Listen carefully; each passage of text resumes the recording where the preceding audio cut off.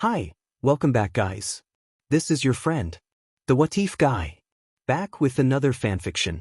This is the first part of What If Issei's Betrayal awakened GODKILLER. Now before starting, please give this video a like and subscribe to the channel if you want more videos like this. Now let's get into the fanfic.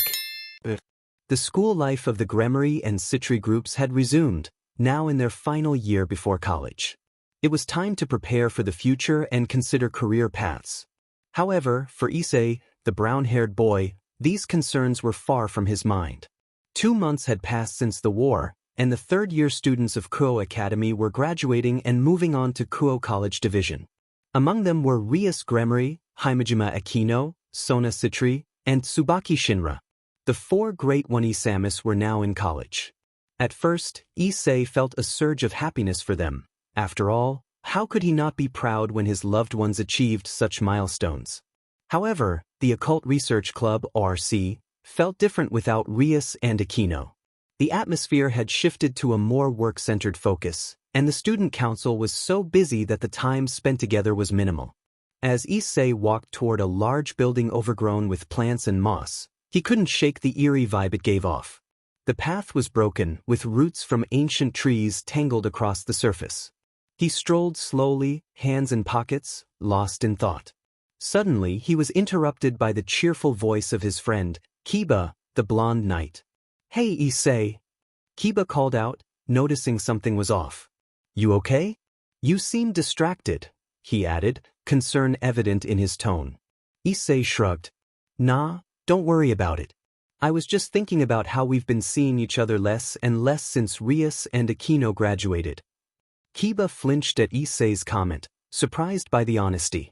"Yeah. With college, we're all busy with our own activities and the unusual number of contracts we have to handle.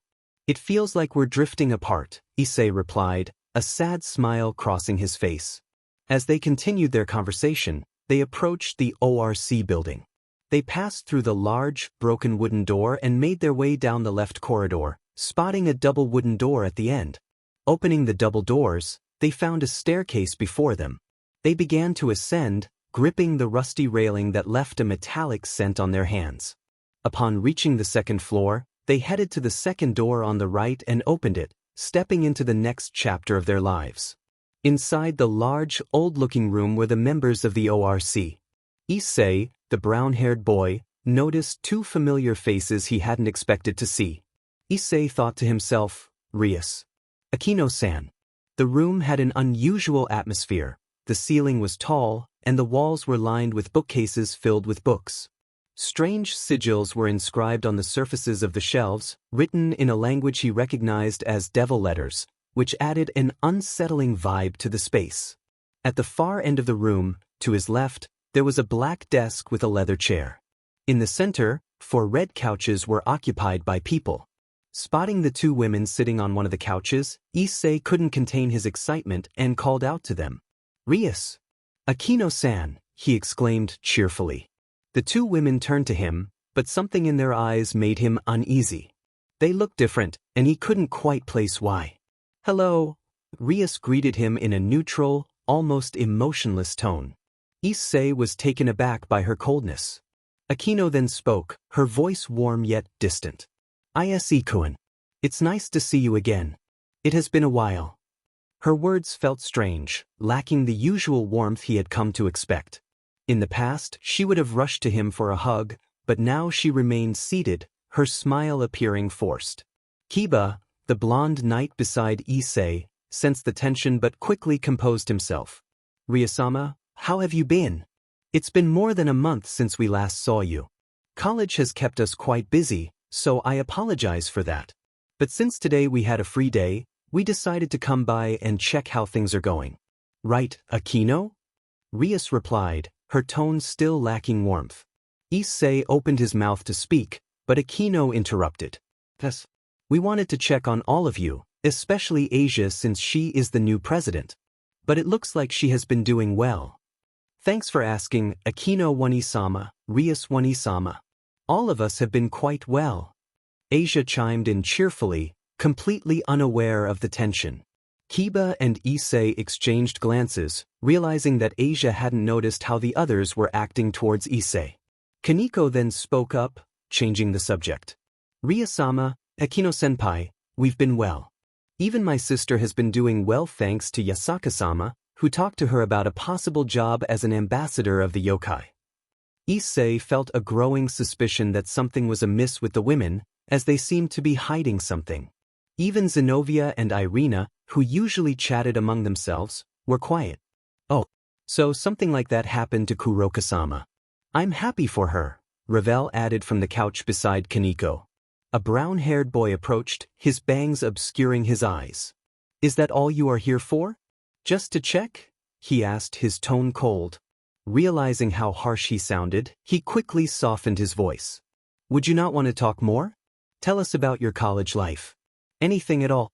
We have time, after all, it's Friday. Tomorrow there is no school for both of us, so why not catch up? He smiled, trying to lighten the mood. Kiba sighed in relief, but Rias's next words surprised him. Yes, we only came for that. We are very busy, and later today we have a meeting with our class to discuss some projects we need to complete. We also came to tell all of you a couple of things. Akino continued, we came to say that in the near future, we won't be able to spend much time together. College is quite tough, and being the future president and vice president of our faculty only makes it tougher. Our senpai has been kind enough to guide us so that we can take up our positions well. Rias then turned to Kiba. Yudo, because of recent events, our contracts have been increasing. Since Issei struggles with them, I need you to take a few more contracts in his place. Kiba was taken aback, shocked by Rias's bluntness. He never expected her to insult Issei like that. Unable to respond, he stood in silence. I'll take your silence as an answer. Now, excuse us, but we need to leave, Rias declared, standing up with Akino. They walked towards the exit, passing by Issei without a glance. Issei trembled in disbelief but remained silent. Minutes passed, and only Kiba and Issei were left. Kiba was worried about his friend, surprised by how the others had reacted, or rather, how they had not reacted at all. Issei felt a deep sense of worthlessness as he waited for his friend to regain consciousness. He reflected on the new orders given to him by his MSTR, which meant he would have to adjust his schedule significantly. Training would have to be set aside for now as he took on new responsibilities in place of Issei. When Issei finally woke up, he found only Kiba in the room. Frustrated, he clenched his fist and punched the wall, leaving a small dent. Really? After 2 months apart, that's all you have to say? He exclaimed, his voice laced with sadness and anger. What happened to everyone? Why have they changed so much? Kiba watched his friend, understanding the pain he was in. 2 months of silence had taken a toll on Issei, who had become quieter and more withdrawn. Kiba felt helpless. He had tried to reach out, but Issei avoided the topic. The only time Issei seemed to find relief was during sparring sessions, but now there was no time for that. Kiba knew that speaking to someone else wouldn't help, as the rest of their group was preoccupied. Gasper was at the hospital with Valerie, and Azazel was busy with urgent matters. The girls were also tied up with their own responsibilities, and the student council was overwhelmed with school projects and political issues. Issei turned abruptly, kicking the door open. I need to find them. I need answers, and this little chat isn't enough. With that, he stormed out, leaving Kiba alone in the room. 15 minutes later, Issei sprinted toward Kuo College Division. Suddenly, he heard a voice in his head. Partner? What's going on? Are you being chased by the girls again? Drake inquired, his voice tinged with fatigue. Issei halted and glanced at the back of his hand, where a faint green circle glowed. Drake, it's good to hear from you. We'll talk later. I have something important to do. Drake sensed the urgency in Issei's tone. Okay, but I'll stay alert to see what's happening. Just let me know if you need anything. Thanks, I will. Issei replied, resuming his run. He decided to take a shortcut through the park, hoping to catch up with the others. As he dashed through the park, he spotted the Occult Research Club a short distance ahead. He noticed the girls saying their goodbyes to Rias and Akino, which struck him as strange. Since when do they accompany them? Is it just courtesy, or is there something more? He wondered, shaking off the thoughts for now. Issei followed Rias and Aquino into the college. Drake remained silent, sensing that something was amiss. His ancient instincts warned him that trouble was brewing for Issei. Before Issei stood a large, rusty metal gate, flanked by moss-covered brick walls.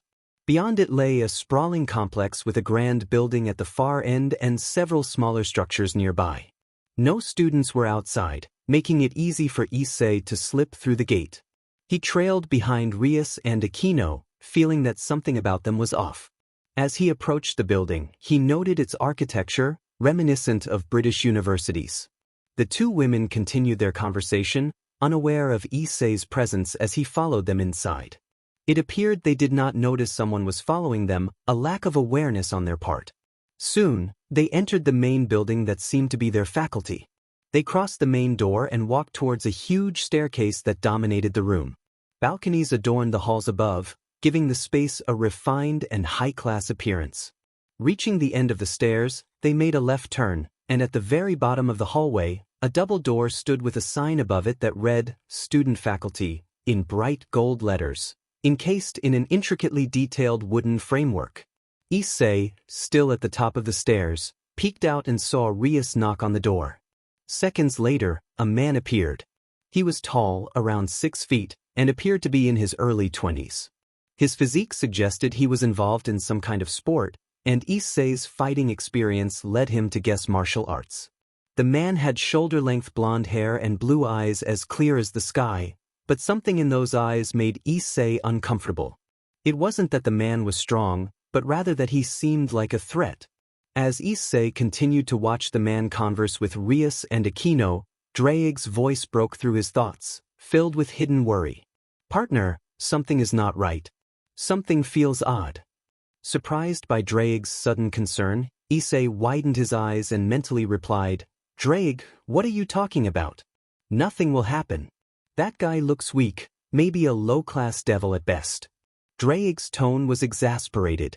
But something about him makes me uneasy. It's as if he will leave you terribly wounded. His words were serious. Just hear me out and let's go away. You can ask them at another time. Despite Drake's warnings, Issei decided to sneak in before the door closed, promoting his night abilities to increase his speed. Inside the room, it wasn't the furniture that took his breath away. It was the sight before him. Sitting on the biggest couch were the two women he had been searching for, leaning against the man he had seen earlier, both with smiles on their faces. They wrapped themselves around him, their eyes filled with happiness, the kind he had seen when Aquino reconciled with her father and when he declared his feelings to Rias. Drake's eyes widened at the scene, wishing for his eyesight to be deceiving. He quickly checked on Issei, only to find disbelief in his partner's eyes. Issei seemed to be in a state of shock, unable to process what he was witnessing. Drake felt a chill run up his spine as he monitored Issei's body. Just how could this happen? He exclaimed, but Issei seemed oblivious to his words. Drake was furious, realizing that the very women who had given Issei power were now causing him distress. Before Drake could urge Issei to leave, the man spoke up. Rias, Aquino, I know you both like me, but please, not here. We need to check some papers and pass them to our professors. He blushed as he spoke. We can do this tomorrow. After all, I promised to go on a date with both of you. The man smiled, pride evident in his voice. Aquino responded playfully, What are you talking about, Reiji? You want this as much as we do. So, let's take a break. Gathering his courage, Reiji was about to respond when Rias's voice cut through the tension. Aquino, what do you think you're doing, trying to stuck him in front of me? Feeling the tension rise, Reiji remained still, unsure of how to react. Aquino, with a teasing tone, added, I will show you who is the best among us, Reiji. As the two women began to compete for his attention, the atmosphere in the room thickened with rivalry and unspoken feelings. If you don't let go of him, I will take him by force. The man known as Reiji calmed them down by hugging them and then kissing Rias. After a few moments, they broke apart. Rias remarked, It's true that the fact he isn't a pervert or drooling over us is truly a blessing. Aquino agreed. Much better than any man I have ever met, that's for sure. Rias continued. It's also true that he is manly, decisive, and kind. These are just a few of the reasons I love him.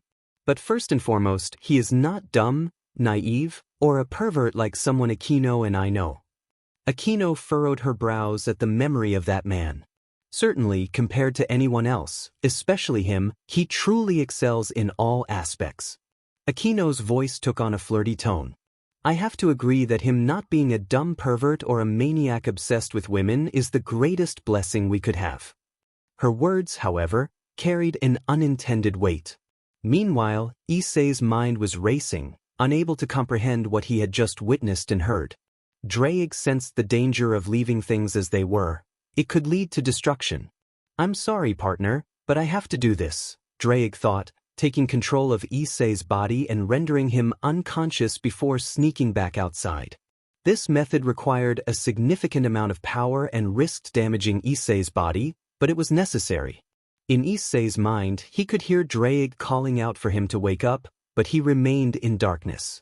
Oddly, he felt relaxed in this void until a mysterious voice interrupted his thoughts. What brings you here, child, and how? Issei turned to face the source of the voice, but he felt no fear. The pain he had just experienced was worse than anything he could imagine. Interesting. You do not fear me. It seems you have seen a fate far worse than death. But not me. The being approached Issei, grabbing his neck and staring into his eyes. Let me introduce myself. In that moment, Issei witnessed the origin of the Lord of the Abyss. In the beginning, there was only nothingness, owned by Knull, who claimed it as perfection. The silence was shattered by the light of the Big Bang. The being that created the universe intruded upon Knull's domain, deeming it an empty universe in need of life. Knull was furious. The bright light cast a shadow behind him, and he drew a sword forged from that very shadow. Without hesitation, he confronted the creator of the universe. After that confrontation, he was banished to the dark corners of the universe, never to be seen again. But Knull did not give up. He forged his sword using the remnants of the creator he had defeated, preparing for his return. Issei, witnessing Knull's origin, was understandably shocked but felt no fear. Knull had also seen Issei's memories. You, child, are from the far future, and we are bound to meet again, Knull declared before sending Issei back to his own world. Soon, you will find yourself deeper in the abyss, and the void inside you will only grow. Sooner or later, you will become my herald. Issei awoke from the nightmare, drenched in sweat. The first thing he did was ask Drake, how did I end up here? Is what I just witnessed true? Drake remained silent, and tears began to drip down Issei's face. I will take that as a yes. Finally, Drake spoke, Partner, I am sorry for taking control of your body without permission. It was necessary, and I know what happened is impossible, but it happened. I must not be good enough for them, Issei replied, his voice heavy with despair. What? Not good enough for them? You sacrificed your body, even your life for them. How can you say such a thing, partner? There are other girls who still care about you. Remember that, and remember I will always be there with you, brother. Yeah, you're right. What I saw during my sleep was a nightmare, but I can't remember it. I am certain it wasn't about Rias or Aquino, but about him or something else. Drake, seeing his partner deep in thought, encouraged him to relax. You can always tell me when you remember it. If you don't feel like going to school today, then you shouldn't. Issei shook his head. No, I will go. He went to the bathroom, trying to keep a positive mindset for the sake of those who cared about him. But as he took off his shirt, he noticed the red wounds where Rias had placed her pieces into him, which made him think about them. Suddenly, pain shot through his body as thoughts of Rias and Aquino flooded his mind. What the hell? It hurts. It's like someone pierced me with a holy blade. You are giving too much into negative emotions that could help us during battle. But now, it only harms you because the power has nowhere to go, causing conflict within yourself, Drake advised. Issei looked down, trying to suppress his thoughts, when suddenly he heard a voice in his mind that was not Drake's. But let the darkness flow to you. Issei's eyes widened, and he quickly scanned the room, feeling paranoid. Drake, did you hear that? The voice from my nightmare. It spoke again, urging me to embrace my darkest desires. You want to kill them, don't you? Why let this noise distract you from that longing? No. I won't give in to that, and I won't kill anyone. Oh, we'll see about that. I have seen your memories and witnessed your so-called lovers with another man. Issei pressed his hands to his ears, trying to block out the voice that echoed in his mind. Fine, I won't need to stab your old wound. Because the new wounds will be made soon. The voice faded, and Issei lowered his hands, feeling a trickle of blood at the corner of his mouth. He fought the urge to vomit but managed to swallow it back down. Just then he heard a familiar voice in his head. Partner, answer me. Drake roared, breaking through Issei's dark thoughts. Grateful for the dragon's presence, Issei wanted to respond, but the words wouldn't come. Move your left hand up. Drake urged. Slowly, Issei obeyed, lifting his hand. Drake's relief was palpable. I heard you, partner. But the other voice keeps interrupting me, Issei admitted. From who? A nightmare? Drake asked. Yes. Still, I need to see what the others are up to next, Issei replied, determination creeping back into his voice. Meanwhile, Drake hoped that the other girls wouldn't act like Rias and Aquino. Issei stepped outside, realizing it was already 8 p.m. and that Asia still wasn't home. The moon illuminated the darkening sky, and as he reflected on Drake's words, he recognized their truth. Even if some had moved on, he still had others who cared for him, even if it hurt to accept. After all, if you give up on life, then life will give up on you. You will only sink further into despair. Drake reminded him. Thanks, Drake. I really needed that, Issei replied, feeling his confidence return. Even if they think that way, so what? I still have others who don't think like them. It's impossible for everyone around me to feel the same. Drake could sense the change in Issei's tone. He sounded stronger now. But just then, Drake sensed something. Quickly, partner hide. I feel multiple strong presences coming this way. In your current state, you are no match for them. I'll help you hide your aura.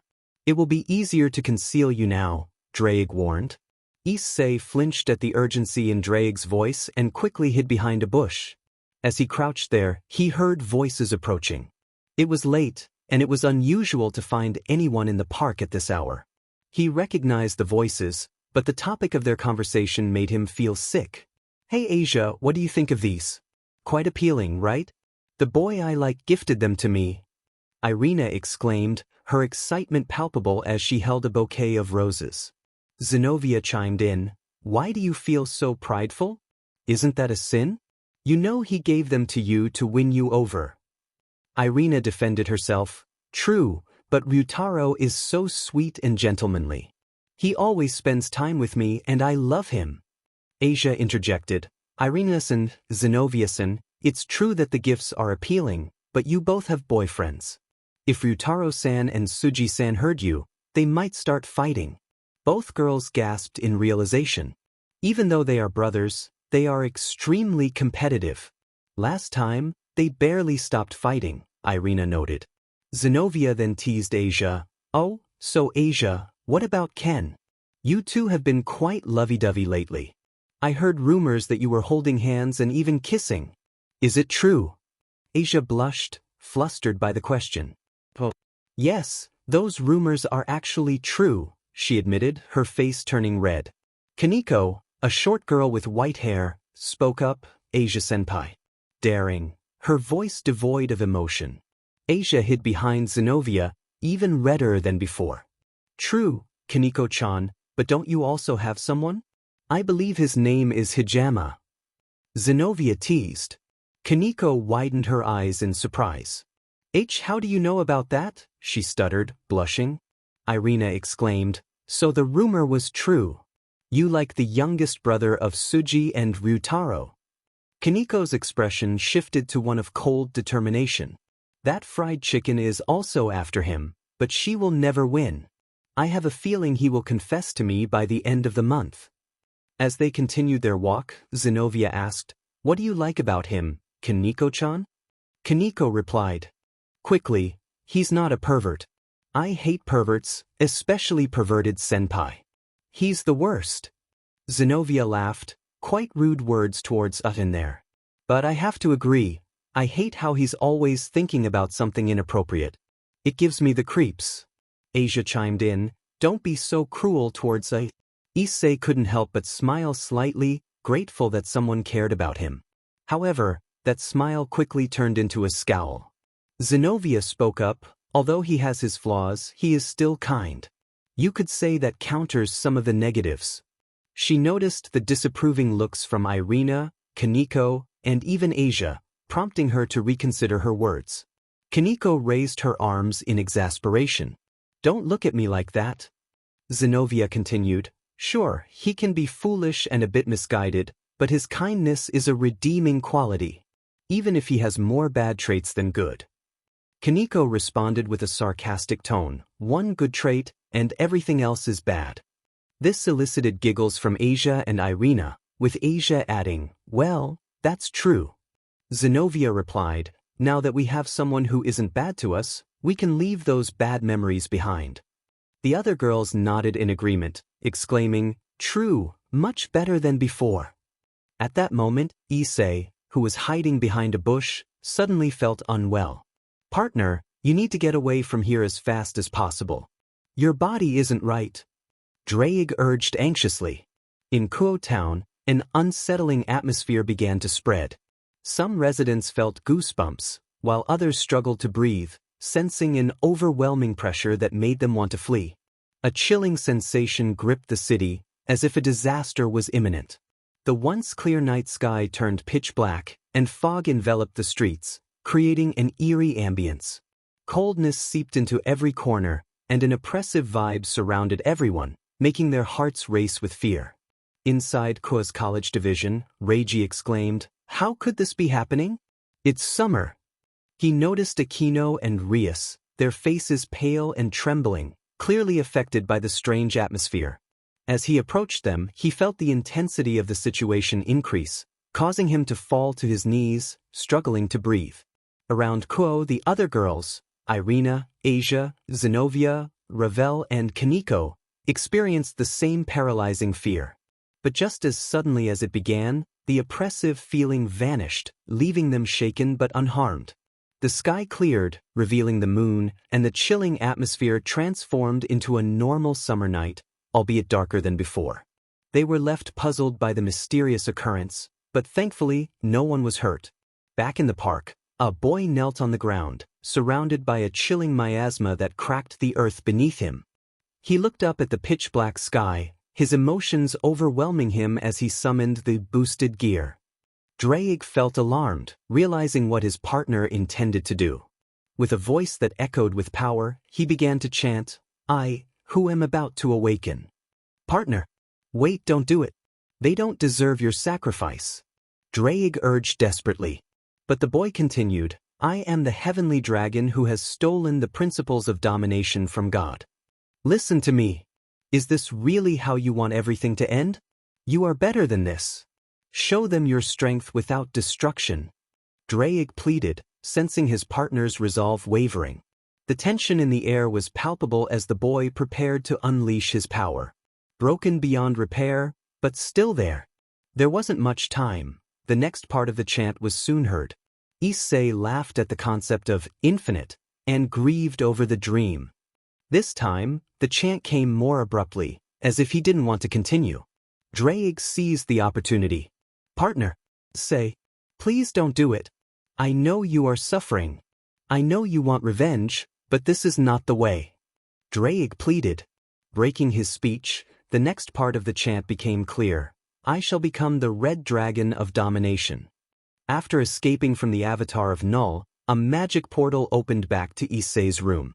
The Red Dragon Emperor immediately transformed into his human form to avoid damaging the space, and it seemed that no time had passed since Issei had stabbed himself.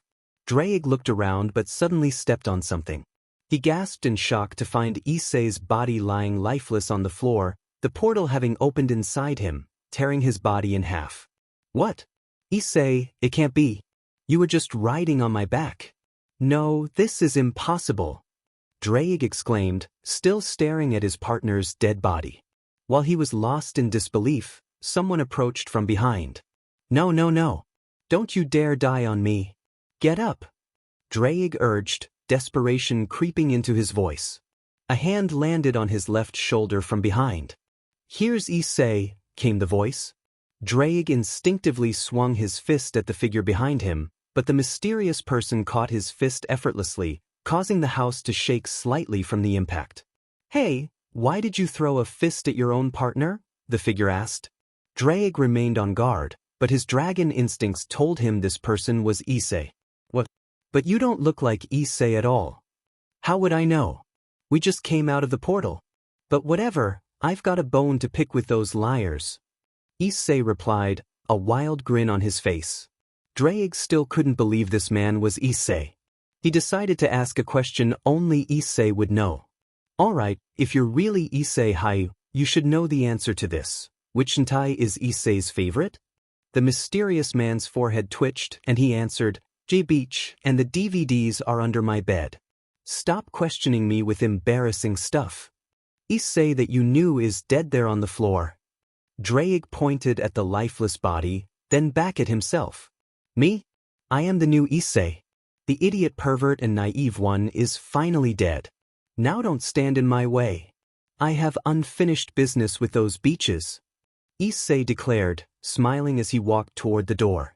Drake stepped in front of him. Move, or I will have to stop you. You know what they have done to you. Why are you protecting them? Issei drew a sword from his back and pointed it at Drake. You're wrong, Issei. If I let you kill them, it will only make things worse. It won't solve the problem. I'm doing this to protect you and those around you. Issei hesitated, the sword still in his hand, when suddenly the sword spoke to him. Why are you holding yourself back? You have the right to kill them. Think about what you did for them and what they did to you in return. Issei's eyes ignited with rage as he shouted, if you care for them so much, then I'll send you to death with them. He lunged forward, ready to stab his best friend. But Drake's words stopped him. Go ahead and kill me if you think you are right. But what about your family? Your father and mother will be hunted down until the day they die. Say, you've forgotten about the most important people in your life. People who, no matter what, will still love you and care for you. I still think of you as my younger brother. Drake continued. Issei's hands began to shake, and he dropped the sword to the floor. His body trembled violently, his hair shifting to a mix of black and white before he finally stopped shaking. He looked up at Drake, who was still unsure of what to do next. Suddenly, Issei stood up straight. Sorry for my rude behavior and for pointing the sword at you. I hope you don't hold a grudge against me for acting so childish, Issei said, extending his hand. Drake's mind raced. As he shook Issei's hand. What the hell was that? Issei had just switched from a fierce demeanor to a more composed one, as if it were a simple flick of SW. He scratched his head and reflected, if you hadn't mentioned what would happen to our family if he actually killed them, I wouldn't have been able to regain control of the situation. Thank you for that.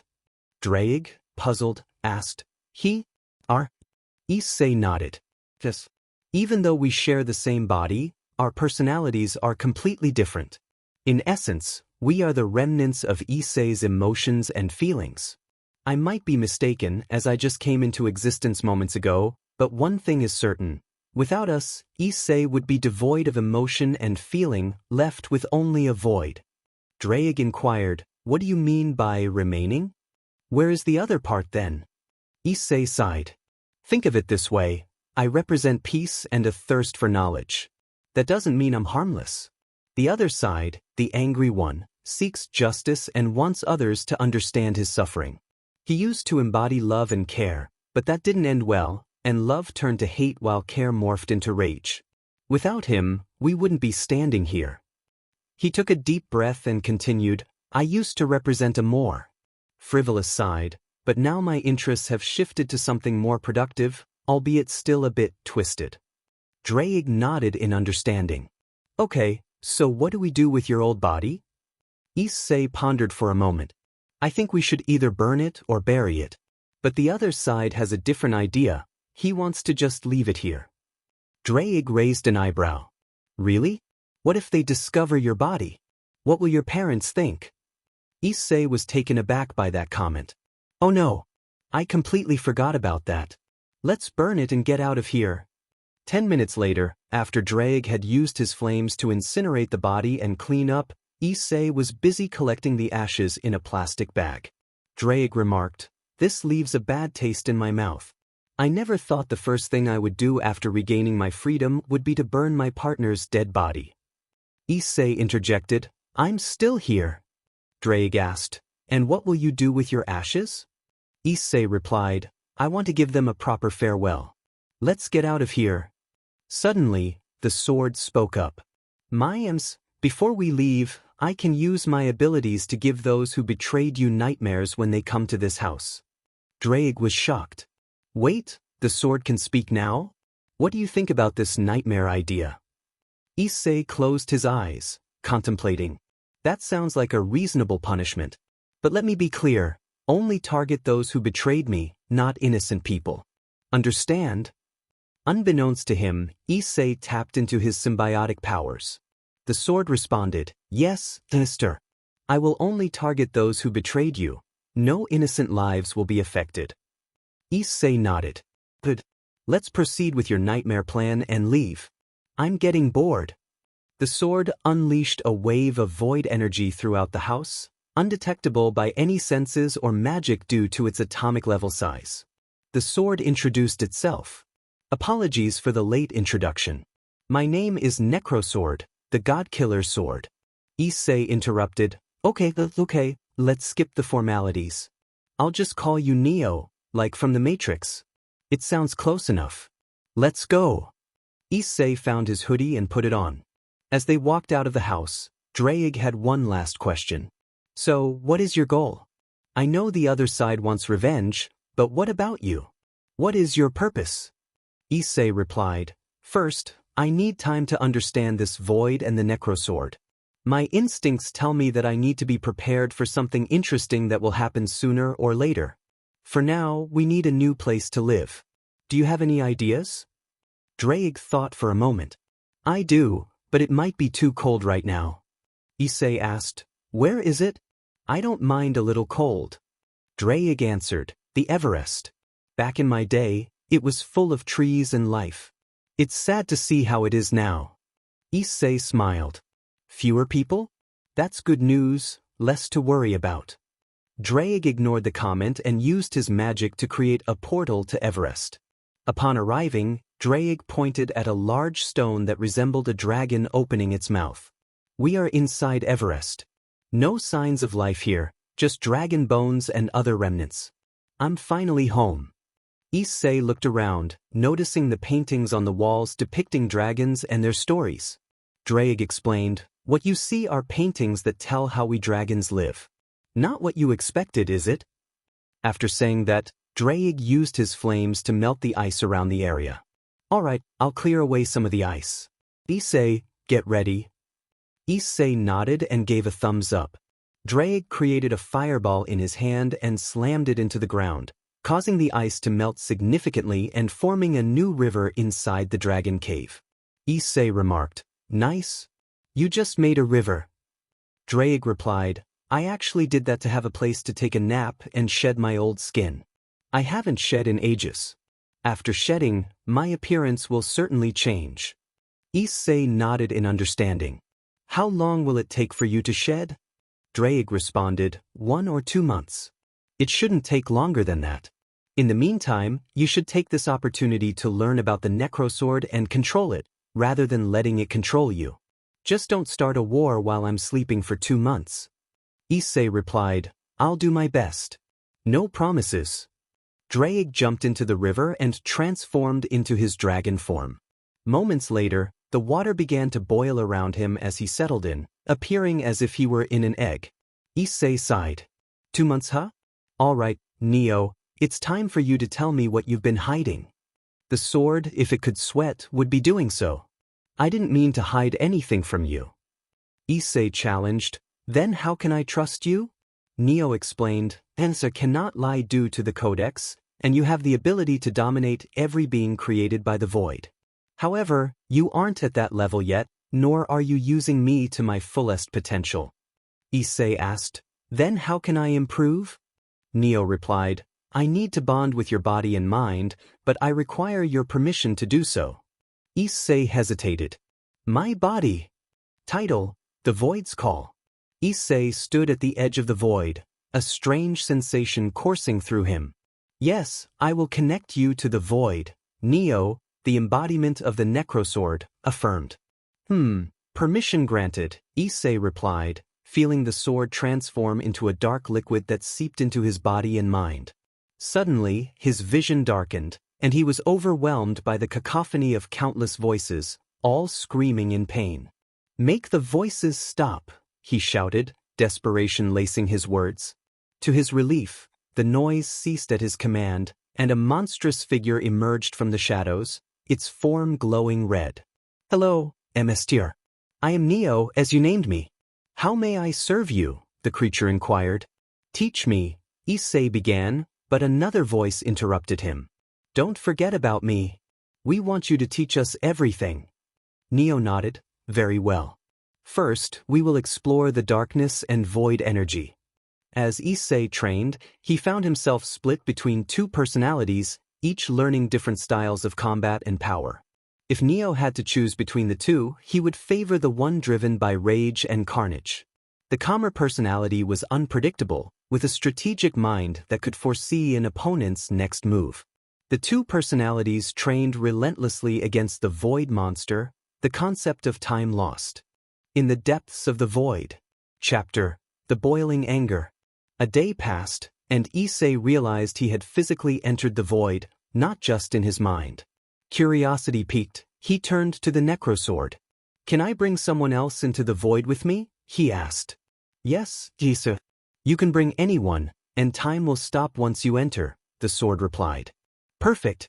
This will be a great place to train with Draig without worrying about collateral damage or unwanted attention, Issei said, glancing at Draig, who was undergoing a transformation, his body growing larger and more powerful. Now we wait. Let's train again and try a new method, Issei decided, looking at his hand, the hand he had sacrificed to save Rias from marrying Riser. Anger began to swell within him. Was his sacrifice not enough? The voice of his other personality echoed in his mind. You feel it too, don't you? The longing for revenge. You may hold deeper hatred for them than I do. We share the same body and heart, after all. Running from this won't bring you peace. Issei shook his head, trying to dismiss the thoughts of vengeance, gripping his fist tightly until blood trickled from his palm. To think such thoughts could still haunt me. They need to pay for their betrayal, using us as shields and discarding us when we were no longer useful. But death is too easy. His other personality laughed maniacally in response. Azazel's office. Azazel had just finished his work when a knock interrupted his thoughts. Come in. I'm done with my work, he called out, slightly annoyed. A fallen angel entered, looking serious. Sir, you've ignored the message from Zeus about the tournament. You should check your mailbox. Embarrassed, Azazel asked, How do I open this thing? The fallen angel facepalmed, then explained how to access the messages.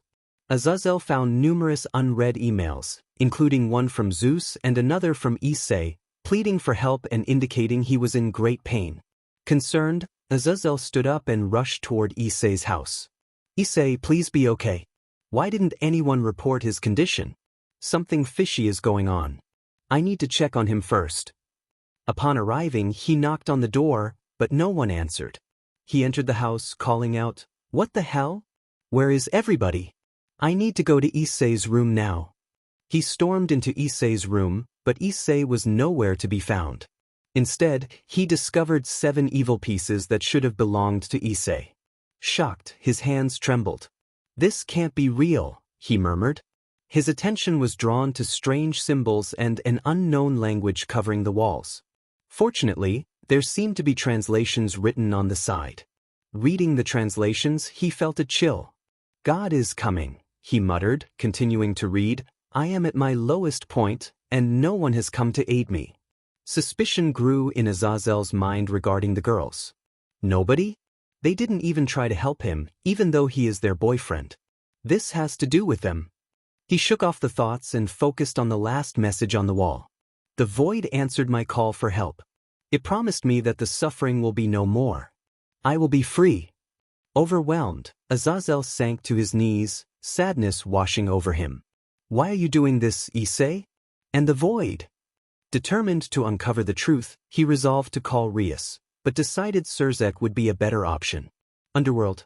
In Surzeka's office, he was wrapping up political matters and contemplating a visit to his sister when his phone rang.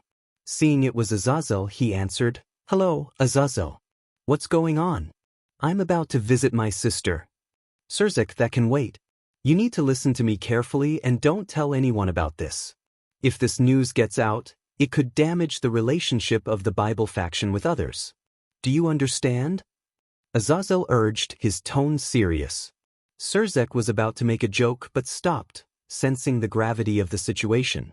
Azixel's voice was unusually serious, a tone Surzek had never heard from him before. "Okay, I understand. Please continue." Surzek replied, feeling a wave of nervousness wash over him as his hands began to sweat. "It's about Issei. Azixel started, but Surzek, anxious about the implications, stood up. He viewed Issei as the only one worthy of his sister, and if something had happened to him, it would be disastrous. "I don't know what happened to him," Azixel continued. "But I went to his room to check on him after receiving a message that he was calling for help. I found his evil pieces on the floor. It's real, I already tested it." Surzek fell back into his chair, his body trembling. Just then his wife Grafia entered the office, concern etched on her face. "Did something happen? Am I king?" she asked, noticing his distress. Surzek, still stressed, nodded at her. "Grafia, I need to go to Issei's house. You stay here. I will be back shortly." Grafia sensed the gravity of the situation and silently prayed for her brother-in-law's safety. "Oh Satan, please let nothing bad happen to Issei," she whispered. "I hope so, Grafia. I hope so." Surzek replied before teleporting to Issei's house. Back with Azixel, he held the evil pieces tightly, the red light glowing ominously on the floor. Surzek appeared, and upon seeing what Azixel was holding, he immediately recognized it as the birthday present he had given his sister. "The evil pieces," Surzek murmured. "Yes, they were pawn pieces. You know to whom they belong, right?" Azixel asked. Surzek nodded, frustration bubbling within him. "Why didn't he ask for my help or my sister report this to me?" he shouted in anger. "Because he already tried. But nobody came to help, not even your sister." "I bet this has to do with the girl and your sister," Azixel retorted. "Don't you dare say that about my sister. She wouldn't do anything to hurt Issei, especially since he is her boyfriend. Take your words back." Surzek shouted back. "And where is she? She isn't even here. Don't you find that suspicious? Normally, when something this bad happens, she and the other girls would immediately call us for help. But no." Azixel fired back. Surzek was taken aback by the realization that his sister was absent and hadn't reported anything about Issei's condition. "We should call all of them here and ask them," he suggested. Azixel placed a hand on his shoulder. "No, that's a bad idea. If we want to know everything, we should send someone to spy on them. If we call them now, it will create too much chaos, and we won't uncover the truth behind this. So, don't be impatient." "Okay, I will do that immediately. And you will explain everything to me," Surzek said. "Sure. I don't want it to be what I've been fearing the most. Because they could mess up big time. This might even connect to the explosion of power that shook the entire supernatural world a month ago." The chapter ended. The sound of the crowd echoed with excitement, a mix of deities and mortals among them. They were gathered for the Tournament of the Strongest, an event where only the mightiest would prevail. This tournament was not organized by Azixel, but by Zeus himself, who deemed the International Rating Game Tournament an inadequate measure of true strength. In the rating game, victory often relied on having powerful allies, but the Tournament of the Strongest was different. Each faction was required to send forth their strongest representative to fight for their honor. The fighters were as follows. Shiva, the god of destruction, representing the Hindu faction. Thor, the god of thunder, representing the Norse faction. Hercules, the god of strength, representing the Olympian faction. Vale Lucifer, the white dragon emperor, representing the fallen angel faction. Serorg Baal, the strongest young man in the underworld, representing the devil faction. And finally, Issei Haidu, the lord of the abyss, representing the unknown. The arena buzzed with shock as Issei's name was announced. The crowd was taken aback when Issei declared that he was no longer the Red Dragon Emperor and had severed ties with both the Devil and Bible factions. Some members of the Bible faction booed him, viewing him as a powerless traitor without his sacred gear. Frustrated by the jeers, Issei unleashed his newfound power, splitting the moon in the underworld in half. The crowd fell silent, awestruck, and no one dared to disrespect him again. The anticipation among the other fighters grew. They were eager to face Issei in battle. Meanwhile, Sona began to worry about Issei's prolonged absence from school. Normally, she wouldn't have said anything, as he might have been training or attending meetings due to his status as a war hero. However, even the principal, Mr. Morimoto, had removed Issei from the classroom roster. The oddest part was that those who lived with him seemed to have moved on with their lives. Determined to uncover the truth, Sona instructed her assistant to find Rias. Her assistant informed her that Rias was in the clubroom with 5 human males, each possessing some form of magic or sacred gear. In the occult research club, the entire Gremory peerage was present, except for Issei, Gasper, and Rosweiss. Irina and Ravel were there as well, but the most surprising guests were the 5 young men standing to the side, all current love interests of the girls. The first was Reiji Minamoto, a tall young man with shoulder-length blonde hair, dressed casually in a blue polo shirt and jeans. The second and third were brothers, Ryutaro and Tsuji Takahashi, both with black hair, one tied back and the other messy. They wore the Kuo Academy uniform and appeared youthful. The youngest brother, Hijama, stood beside them. The fifth, Ken Mishima, had a mix of blonde and brown hair and a confident demeanor, also in the academy uniform. Rias addressed everyone with a calm voice, expressing her gratitude for their presence. She revealed that a world-class rating game would take place in a few months, open to all supernatural beings, humans, devils, angels, fallen, and gods alike. The news left her peerage, Ravel, and Irina stunned, while the 5 men looked on, confused. Kiba asked if gods could truly participate, to which Rias confirmed that everyone was eligible. She explained that rating games were traditionally contests among devils, created to showcase their strength and satisfy their egos. For the first time, a world-class rating game would allow all beings to compete, and since the 5 men possessed sacred gears, they would likely be scouted to join various teams. The 5 young men were astonished. They had never anticipated such an event. Rias assured them that their involvement in the supernatural world would lead to new opportunities. After all, battle-oriented sacred gears are rare. Reiji crossed his arms and asked, "Battle-oriented?" Aquino smiled and replied, "Yes. Sacred gears have classifications, whether battle-oriented or not. You 5 possess battle-oriented ones, and because of that, someone will try to get you." Aquino looked at Reiji and giggled. Although he was a pure-born human, both of his parents were high-class mages, comparable to mid-class devils in power. They had explained the existence of the supernatural world to him from a young age. However, their knowledge was limited, and he was not as informed as Rias' peerage. That gap in knowledge was slowly being filled by Rias and Aquino. The other boys were also pure-born humans but possessed sacred gears. Ken had a passion for spearmanship and practiced martial arts to aid him in battles. Tsuji, like Zenobia and Kiba, trained with swords, though he wasn't particularly talented. Kiba estimated he was above average. Reiji had practiced karate since childhood, thanks to his parents who owned a dojo, and he was quite skilled. The others were new to martial arts and were being trained from scratch by the girls. Kiba turned to Rias and asked, "What about Gasper and Issei?" The question caught the attention of the group, as they had momentarily forgotten about Issei and Gasper. Rias responded calmly, "Don't worry. Gasper was the first I told about this, but he wanted to be alone, so he's still at the hospital. As for Issei, I will speak to him today. He might already be training." Her tone was filled with pride at the mention of her pawn. "Issei?" the three brothers exclaimed in unison, aware of the infamous reputation of the brown-haired boy. Suji shouted, "Hi to Issei, he's with you guys?"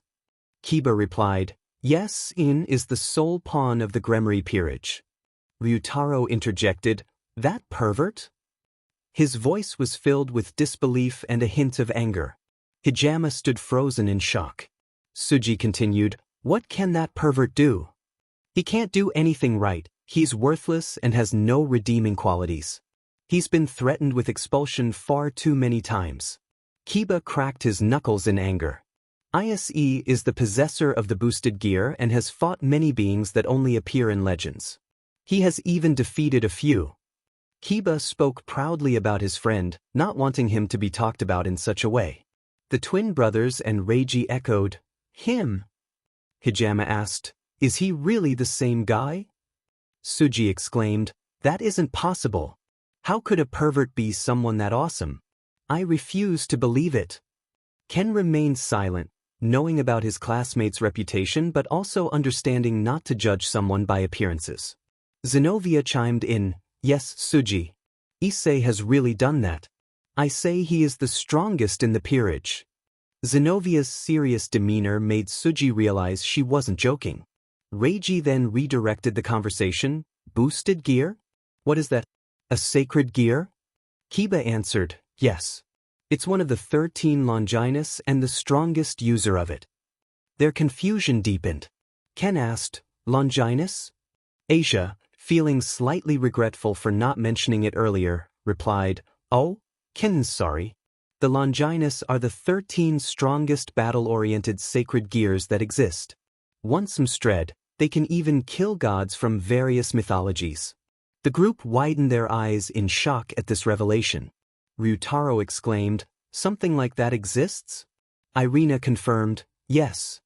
Reiji, dazed, asked, "So he can kill a god? Like the gods in myths?" Zenobia clarified, "To be exact, he has already defeated a being with power similar to that of a god." The men felt goosebumps at her words. They realized they couldn't judge a book by its cover. Hijama stuttered, "Who did he kill?"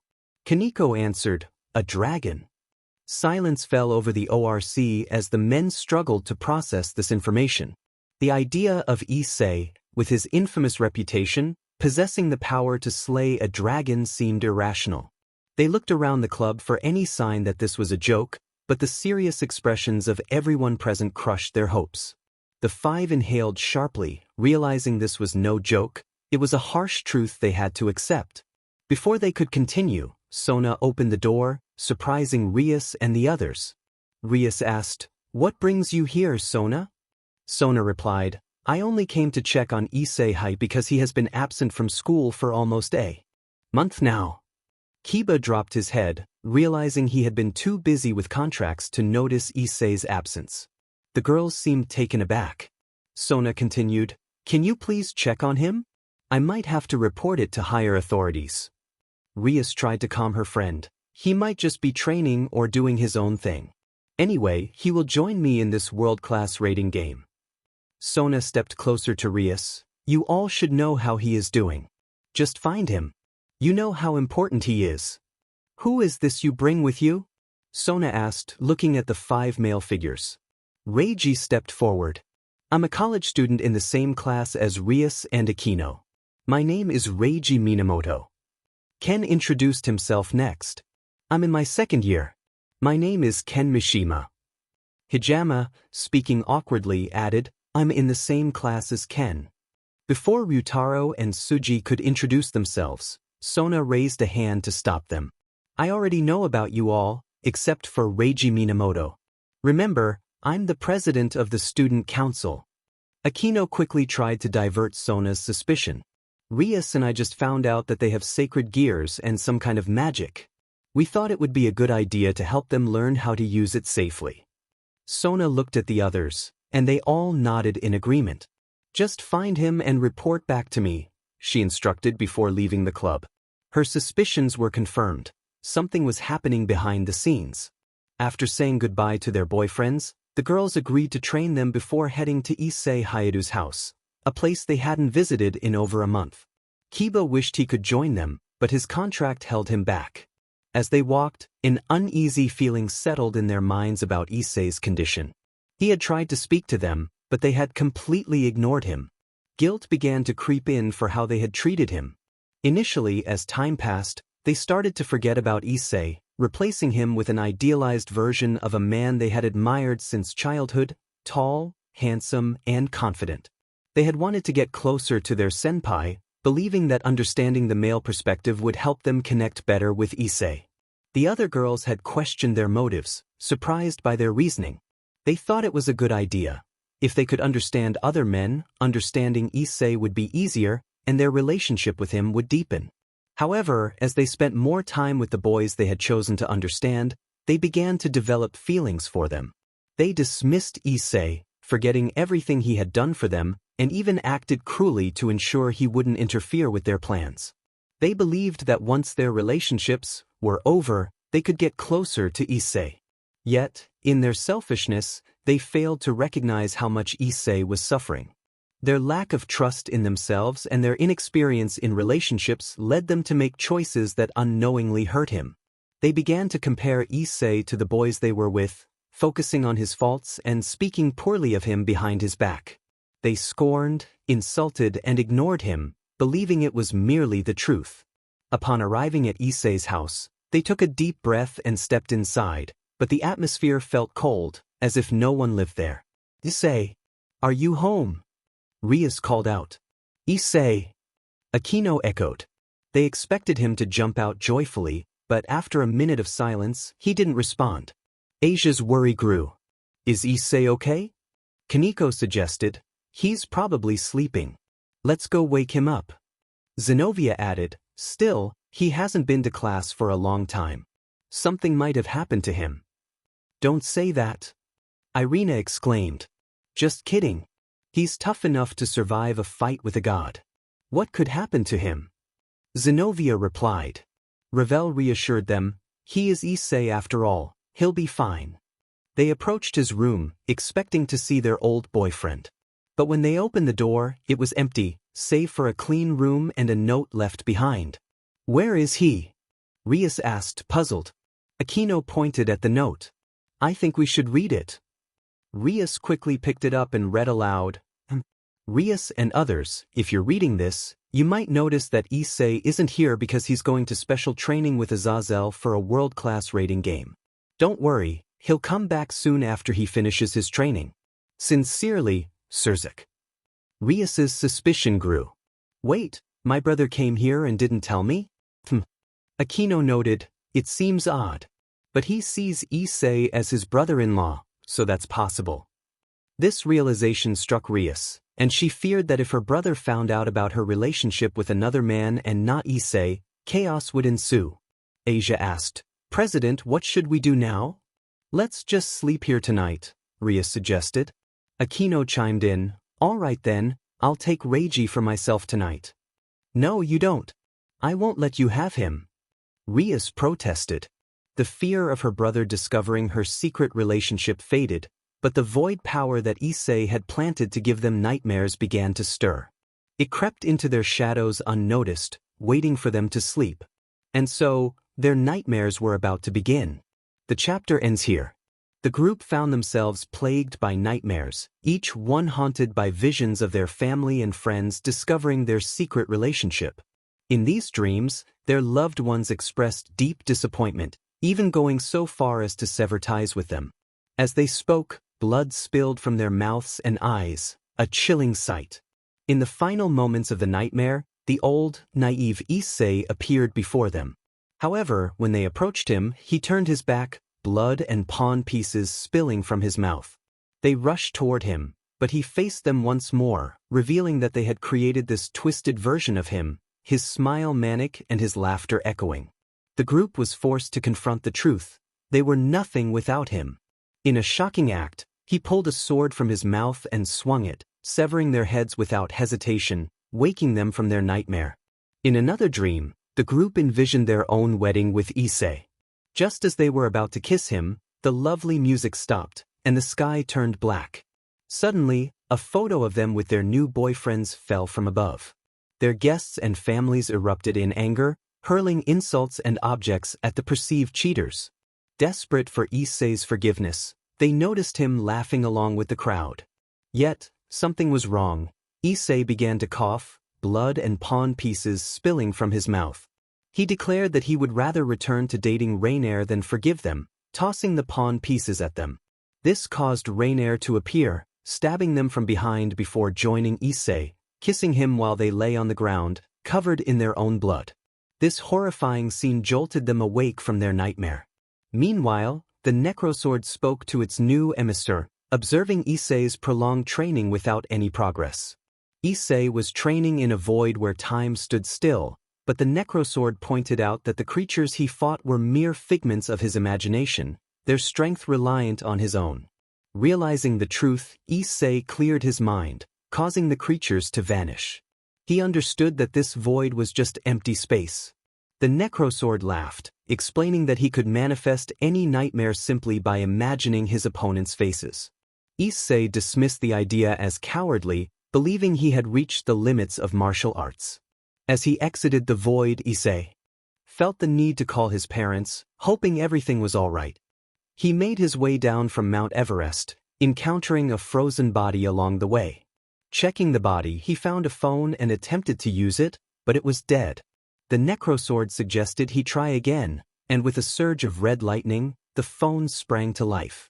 Issei decided to call his father, but when his mother answered, her voice was filled with distress. She explained that Issei's father was gravely ill with stage 4 cancer and had little time left. Overcome with sadness, Issei felt his knees weaken. He asked where they were and learned they were at Knull hospital nearby. Determined to reach them, Issei ended the call and rushed back to the cave where the Necrosword had mentioned a dragon skeleton. Upon finding it, he placed his hand on the skull, unleashing the power of the abyss. The dark shadows consumed the skeleton, bringing it to life. Riding the wyvern, Issei commanded it to fly to Knull hospital at incredible speed. Meanwhile, Rias's group argued about their boyfriends, ultimately deciding to invite them over to Issei's house for the night. Their new partners were surprised by the size of the house, unaware that it belonged to Issei. As they settled in, the night unfolded in unexpected ways. The spy sent by Surzek was tasked with recording and reporting back to him. However, he sensed something powerful and terrifying approaching from the sky at high speed. 5 minutes earlier, Issei had just entered Japan, flying through the air. His arrival did not go unnoticed by Japan's air defense forces. A soldier monitoring for incoming missiles spotted something on the radar moving faster than any missile they had ever seen. "Sir, there's something on the radar moving at Mach 12, the soldier reported urgently. The commander laughed at the absurdity of the claim. "This has to be a joke. No jet or missile can move that fast.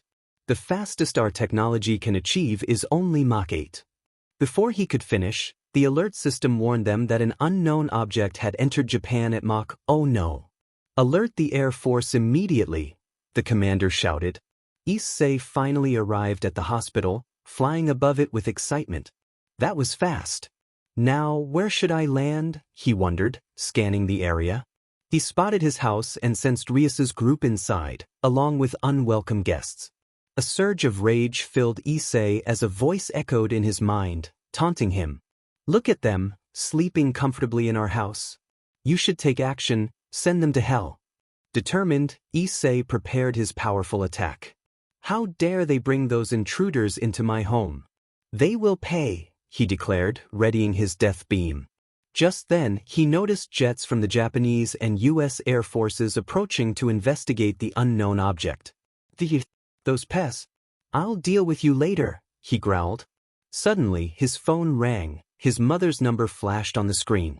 Realizing why he had come, he took a deep breath to calm himself. "You're lucky today, Rias. Next time, we'll see if your luck holds," he thought. dismissing the ominous presence of the wyvern and landing on the hospital roof. Issei stormed inside to find his parents. Meanwhile, the spy, who had been watching from a distance, was sweating nervously. What was that? A human riding a wyvern? I didn't sign up for this, he muttered. He decided to follow Issei, keeping a safe distance.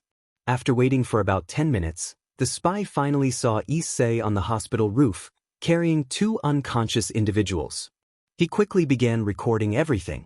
At Issei's house, Rias and Aquino were asleep with their new boyfriends, unaware of the danger they had narrowly escaped. They were having a shared dream, each envisioning their wedding day, but it quickly turned into a nightmare. Rias opened her eyes, finding herself in a wedding dress. Her mother entered the room, beaming with pride. "You look appealing today. It's time for your wedding," she said. Rias smiled, feeling this was the happiest moment of her life, unaware of the darkness that loomed ahead. As she followed her mother outside, the wedding song filled the air, and she saw familiar faces congratulating her. The red roses fell like snow, creating a perfect scene as her father led her to the ceremony. "Promise me you will be a faithful wife and never betray your husband," Zeoticus said. Without hesitation, Rias replied, "Yes, Father, I will never betray his love." He nodded, bringing her to the altar. Rias spotted Michael smiling and then Issei, looking older and handsome in a white suit. They shared a laugh as Issei took her hand from her father. "Take care of my little girl," Zeoticus said, and Issei nodded, leading Rias to Michael. "Today, we gather to witness this wedding," Michael announced. "May the Lord and Lucifer bless this moment." Everyone applauded as Michael blessed the couple, joining their hands.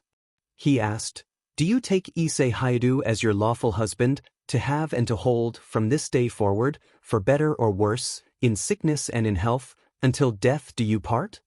Rias smiled brightly. "Yes, I do." "And Issei, do you take Rias Gremory as your lawful wife?" Michael continued. "Yes, I do," Issei replied. "Now the couple may kiss," Michael said. But just as their lips were about to meet, the sky darkened, and the falling roses transformed into scattered photographs. Rias's father picked one up, his hands trembling. "What's happening?" Rias asked, confused. Her brother threw a photo at her, and as it fell to the floor, Rias gasped, falling to her knees. "No, no, no. This can't be happening." Surzek unleashed a burst of power aimed to miss her, but it shocked Rias to her core. "Enough, Rias. I taught you better than this," he declared. "But you do this to the man who would go to the ends of the earth to save you. From now on, you're not my sister anymore." Surzek turned his back on Rias and walked away from the wedding, his face filled with anger. Rias looked to her parents, but each of them gave her a look of disappointment. Her father exclaimed, "I never raised you to do this. Why did you do it?" Her mother was in tears, and everyone at the wedding, even her own peerage, looked at her with disgust. Rias felt utterly alone, her only hope resting on Issei to forgive her and understand her, as he always had. "Please forgive me, Issei. Please understand me," Rias begged. "The reason I did this is that I want to know you better and be a better wife who understands her husband. Please forgive me, Issei." Issei looked at her and began to laugh, his laughter echoing through the hall. "So that is your reason? Haha." His laughter grew deeper, but then something changed. He started to cough, blood spilling from his mouth along with his pawn pieces. "No. Issei, please. No, stop." Rias cried out. Issei ceased coughing and threw all of his pawn pieces at her, but his appearance changed. "No, you're not Issei. I know you're not real." Rias shouted. "Oh, I am as real as it gets." "Ha! You still think the Issei who loved you is alive?" "No, he died for the better." Rias clutched Issei's pawn pieces tightly in her hand. "No, if it were Issei, he wouldn't do anything like this." "I won't believe it." "Do you know how I was born? I was born because of all your clever schemes to cheat." "Bravo!" Issei's voice twisted into something dark. "But it doesn't matter now." He put his hands to his mouth, and as his mouth tore open, a crimson sword emerged. "Because we will never marry someone as foolish as you. Now die," he declared with a demonic voice.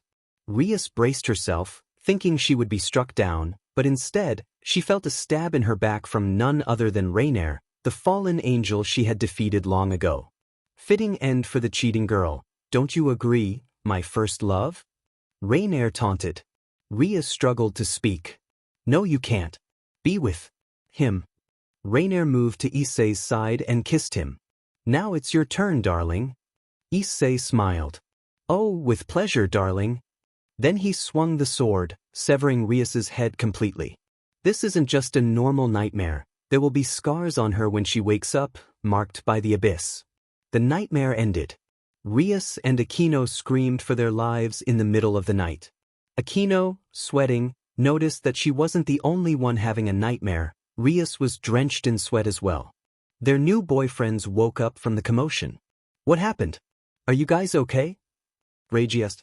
No, it was just a nightmare, Rias replied. You had a nightmare too? Was it about Issei? Aquino asked. Rias quickly covered Aquino's mouth with her hand. Regi, I don't think tonight is a good night to stay here. Can you please go back? Someone might come, and that would be bad for you. But Regi, Rias insisted, her seriousness leaving no room for argument. The other girls echoed her sentiment, urging their boyfriends to leave as well. They gathered in the meeting room to discuss what had happened. Aquino spoke first. Rias, you had a nightmare about Issei too, didn't you? Rias hesitated but nodded. Yes. It was the scariest nightmare I've ever had. Everyone else nodded in agreement. Wait, you all had nightmares about Issei? Aquino exclaimed. Asia added, it was terrifying. At first, it was our wedding, then suddenly Issei turned into a scary monster and killed me. Kaneko, shaking, said, and he also said that he knew. He knew.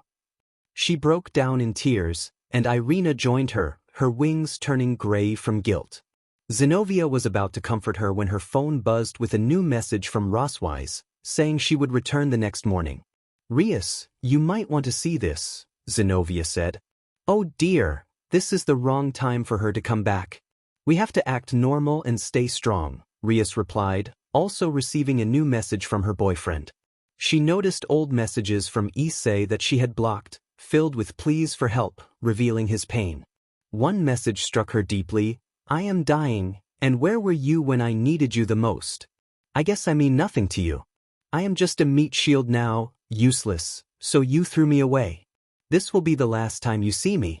I held on to the hope that someone would come to save me, but I can't hold on any longer. Goodbye. Tears streamed down her face. Aquino. Rias whispered. Aquino reached out, concerned. Rias. Rias wiped her tears and took a deep breath. Nothing, Aquino. Don't worry too much. We will make this right. She just hoped that nobody else knew about this, especially her brother. Meanwhile, Issei was flying to Hawaii. He could take his parents anywhere, but he chose Hawaii. Upon his arrival, he saw a large hotel, landed nearby, and went inside to ask for a room. I need a big room right now, he demanded. The worker looked suspiciously at the people on his shoulders. We can accommodate that, the worker replied. Issei's eyes turned red as he snapped, don't ask too much, just give me the room. The worker, startled, hurried to get a larger room for him, planning to call the police afterward. When he returned, he handed Issei the key, stammering, Here is the key, sir. I'll pay with a credit card, Issei replied. The worker was taken aback, thinking Issei wouldn't pay at all. He handed over the card machine, but Issei grabbed it and tossed it back without using it. The worker was confused, but then he noticed the money had vanished. Issei glanced back and said, Keep the change. Inside the hotel room, Issei carefully placed his mother on the couch and his father on the bed. Finally, let's get started, he said. Yes, Emissary, the necrosword responded. Issei placed his hand on his father's chest, scanning his body for cancer cells. He closed his eyes, concentrating. Where is it? There you are. He located the cancer behind his father's heart and in his stomach area. We can destroy it and rebuild the damaged organs, the necrosword assured him. Do it then, Issei commanded. In just 10 minutes, the procedure was complete. I did it. We did it. I was neglecting what was most precious to me. I almost never got a chance to do this. It's because of them. He looked at his unconscious parents, but something on his mother's face ignited his fury. He approached the couch to examine her closely and noticed a bruise on her face. Just as he was about to touch it, she stirred awake. "Issei," she murmured. "What happened to your face?" he asked, concern etched on his features. "It's nothing, I just fell down the stairs." "It's not serious," she replied, shaking her head. Issei wasn't convinced. "It's them, isn't it? The ones you owe money to." His mother instinctively covered her arm, and Issei noticed more bruises. He hadn't seen them while bringing them here, too focused on getting them to safety. "Give me your phone, Mo. I need to talk to them," he insisted. "Don't, son. They are dangerous. Something might happen to you," she warned. "Don't worry, Mom. I'll just go and pay the debt, nothing more," he reassured her. "And where are we?" "The last thing I remember is being in a hospital room," she questioned. "It's better if you don't know. The less you know, the better. We're in Hawaii. And don't worry about the money, Mom. I've got it taken care of." His mother hesitated but ultimately trusted him. "Fine. I'll give it to you. And about your father? He will be fine. Trust me, I've already given him a cure for cancer. I'll be back soon." Issei smiled at her before leaving, but as soon as the door closed, his smile vanished. Time to pay those guys a visit. After some time, Issei tracked the phone calls and messages to find their location. It didn't take long to discover they were at a Chinese restaurant outside of Kuo Town, owned by the Black Dragon Gang from China. Issei arrived at the restaurant and walked in, spotting gang members scattered throughout. Each bore tattoos of a black dragon. He raised his voice, calling out, "I'm here to pay the debt that Mayumi Hayadu owes you." This caught everyone's attention. "I'll ask you only once. Who harmed her?" he demanded. Laughter erupted among the gang members. "Who the hell does he think he is?" one sneered. "Know your place, brat, or I'll make you bow down and lick my feet," another threatened. A big guy with a scar on his face chimed in, "Oh, I remember that girl. She didn't pay on time, which made my boss angry. I was just having some fun with her. If that doctor hadn't come in, I would have." Their laughter continued, but Issei's expression darkened. Every door and window in the restaurant slammed shut, and his hair began to change color to white. He let another personality take control and looked up, declaring, "I won't let any of you leave here alive. Especially you, Scarface. I'll tear your body apart piece by piece, ensuring you feel every second of it. Consider death a mercy." Meanwhile, in Surzeka's office, Azazel and Surzek were discussing Issei's whereabouts when a spy rushed in, drenched in sweat. "Tell me what you found," Surzek demanded. The spy glanced at Azazel, who reassured him, "Don't worry about him. Just tell us what you discovered." The spy presented a photo of Rias and Aquino sleeping with their new boyfriend at Issei's house. Surzek stood up, furious, while Azazel took a deep breath. "This is just what I feared. They messed up big time," Azazel remarked. Surzek composed himself and sat down again. "Just great. Just fantastic." The spy continued, "That's not the reason I'm sweating. This is..." He played a video showing a mysterious figure riding a wyvern, preparing to shoot a red beam at Issei's house, but was interrupted by military jets. "Who is that? And why is he trying to destroy Issei's house?" Surzek asked. "That's a wyvern, not a dragon," Azazel clarified. "Wait, there's more," the spy said, showing the figure entering the hospital, grabbing two people and flying away. Azazel pondered, "Why did he kidnap those two? Who are they?" Surzek speculated, "Do you think he might be connected to Rias and the other girls? There would be no reason for him to destroy Issei's house otherwise." "It's possible. But to find out, we need to know who those kidnapped people are," Azazel replied. Azazel urged everyone to focus on the situation at hand. "Just forget about it. Concentrate on your sister and the girls," he said, trying to redirect Surzeka's anxiety. "What should I do? If my parents find out about this, it would be devastating. And if Issei returns and cuts ties with the faction, That would be a huge problem, Surzek lamented, frustration evident in his voice. This marriage is a disaster. Azaxel noted to himself how unusual it was to hear Surzek express such strong emotions. Everyone, I know there's a lot to digest, but everything we witnessed today must remain confidential, Azaxel continued. Despite being shocked by the events, Azazel managed to maintain his composure. Plus, Issei is still alive, he added. Surzek looked at him, puzzled. How do you know that? Well, the pieces couldn't have flown back from his body, settled into a wooden box, and coincidentally ended up on Issei's desk, could they? Azaxel explained. He survived his so-called suicide attempt, returned, and left the pieces behind. Taking charge, Azazel rallied the group. All right, our priority now is to locate Issei.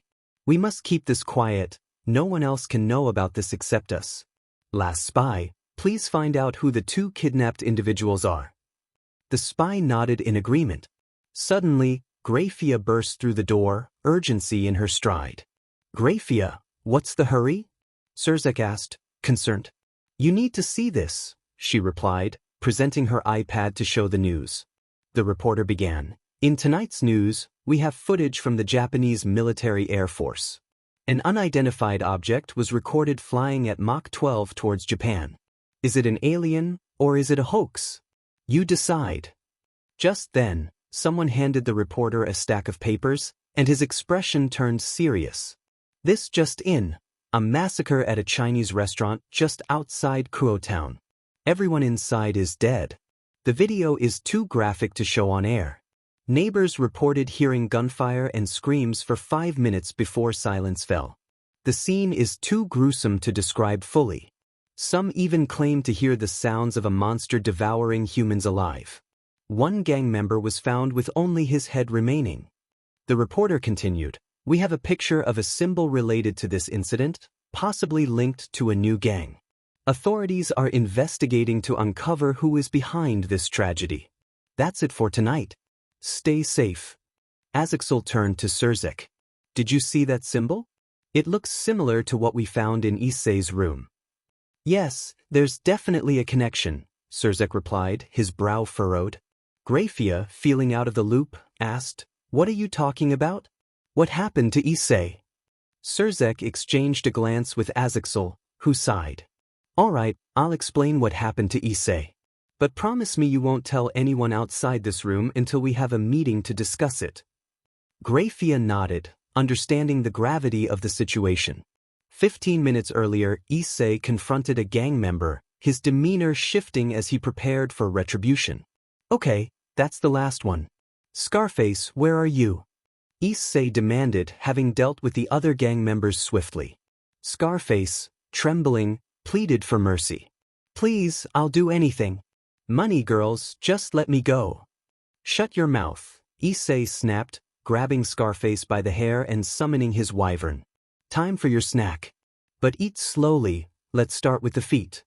The wyvern obeyed, biting into Scarface's foot and chewing deliberately. Scarface screamed in agony, begging for it to stop. As the creature continued its gruesome task, Issei watched with a chilling satisfaction. Didn't I tell you I would tear you apart? But in this case, it's chewing piece by piece, Issei remarked with a twisted grin. Minutes passed, and Scarface's screams faded as his vocal cords were destroyed. All he could do was stare at his torturer, who seemed to relish the moment. Don't look at me like that, it makes me shy, Issei taunted. Too bad you can't sing anymore. Finally, the torture ended, leaving only Scarface's head. Issei felt a sense of accomplishment as he transformed back to his normal self, still holding the gruesome trophy. He clapped slowly, admiring his work. What an artwork! I give it a 10 out of 10. With a playful kick, he sent the head flying, celebrating his victory. One for Issei.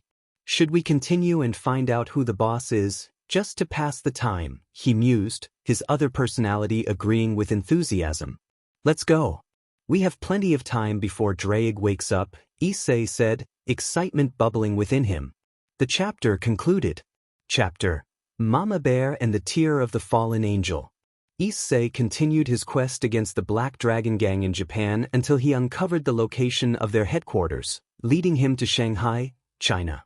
The gang's headquarters was the tallest building in the city, a testament to the power and wealth of the Black Dragon Gang, which thrived on human trafficking, drags, corruption, and illegal loans. Issei's mother had fallen into their trap while desperately trying to pay his father's hospital bills. However, Issei was not interested in their wealth. It was their connections that intrigued him. In Shanghai, the chairman of the Black Dragon Gang was in a state of distress after receiving news that his son had been killed by a mysterious man in Japan. Once a ruthless figure, the chairman had kidnapped girls from a young age, turning them into prostitutes and drugging them. He believed himself untouchable, protected by powerful politicians, but he was about to learn that every dog has its day. With anger, the chairman demanded, "You told me my son has been killed by whom?" The gang leader from Japan, who had fled back to Shanghai after the massacre, trembled as he replied, "We do not know, sir, and nobody survived to tell us about it." The chairman slammed his fist on the desk, his frustration boiling over. "You were in Japan with him. How could you not know?" A calm voice interjected, "There's no need to rush. This could be the work of the CIA or some secret agent. But it won't matter, I will make them pay." The assistant secretary, Lilia, was a formidable presence, known for her strength and skills. She had earned the title, the Bear Wife, after defeating a fully grown bear at the age of 9 while escaping from human traffickers. By the age of 11, she had become an urban legend, feared by many. Despite her disdain for her title, she had been working for the chairman for years, biding her time to take him down for his crimes. The chairman smiled at Lilia. "If it's you, then I don't have to worry. Go and take care of it, make sure that this man dies slowly." She nodded in response. "But you'll need to work with other members." "I won't take the chance of him escaping," the chairman added. The gang leader from Japan smiled, "I will be in your care." As the elevator ascended, Lilia wondered who could be arriving. The chairman replied, "I have no idea. I didn't schedule any meetings here. It better be good news about finding the man who killed my son." When the elevator reached its destination, the doors opened to reveal a man holding the decapitated head of a significant gang member. He stepped forward, scanning his eyes for access, then tossed the head to the chairman. "So, you're the one behind all this Black Dragon business," he said. The chairman, shocked, exclaimed, "Who are you?" "So, you are the one who killed my son." "Lilia, kill him." Lilia charged at him with an axe, but he effortlessly brushed her aside. "Your strength is impressive for a normal human. Let's see how tough you really are." He kicked her back, sending her crashing into the wall. The chairman and the gang leader opened fire, but none of the bullets could harm him. "What are you, and where do you come from?" the chairman shouted. "From the depths of the abyss," the man replied, moving towards the gang leader and crushing his head with his bare hands. His gaze then locked onto the chairman. "Now you're next." "Stop it!" Lilia shouted. "Why are you defending him instead of yourself?" he asked, puzzled. Lilia rose to her feet. "Because I'm the only one who is going to kill him." "Oh, I didn't realize he was your prey." "Well, then, come and take him if you can get past me." He recognized that Lilia was no ordinary girl. Their fists clashed, creating a shockwave that shattered the nearby windows. He smiled, intrigued by her iron will. "You're strong, girl. You're worthy of knowing my name." "Issei, what's yours?" "Lilia, was it?" "I don't need to know the name of a psychopath," she retorted. Issei laughed. "And what makes you different from me? You work for the same person who runs this human trafficking and drag operation." "Life didn't give me a choice. If I had one, I would have killed him long ago," Lilia replied. "Life has given you a choice now. Join me, and we can rebuild this into a better place. No more human trafficking, no more drags." "How can I trust you're not just another monster like them?" Lilia questioned. Issei sighed. "I admit I can't rid the world of all this evil. Killing that pig won't change anything because others will just rise in his place. You know that's true, right?" Lilia paused, contemplating his words. Lilia took a deep breath, determination in her eyes. "Fine then, I will give it a go." Where is that pig? Issei replied. He's running downstairs, and he's all yours. Lilia placed her hands on Issei's shoulders. If you're lying, I swear I will make you regret it. Issei raised his hands defensively. Okay, Mama Bear. With a smile, Lilia dashed toward the mob, ready to confront them. One of the gangsters shouted, What are you doing? Are you betraying the family? Lilia shot back. You guys will never be my family. Now get out of my way. Meanwhile, Issei moved through the chaos with a fierce grin, taking down anyone who stood in his path. Location, Grigori. In Azazel's office, the fallen angel leader was overwhelmed with stress. His thoughts were consumed by Issei's well-being. Why had Issei attempted to take out the pieces?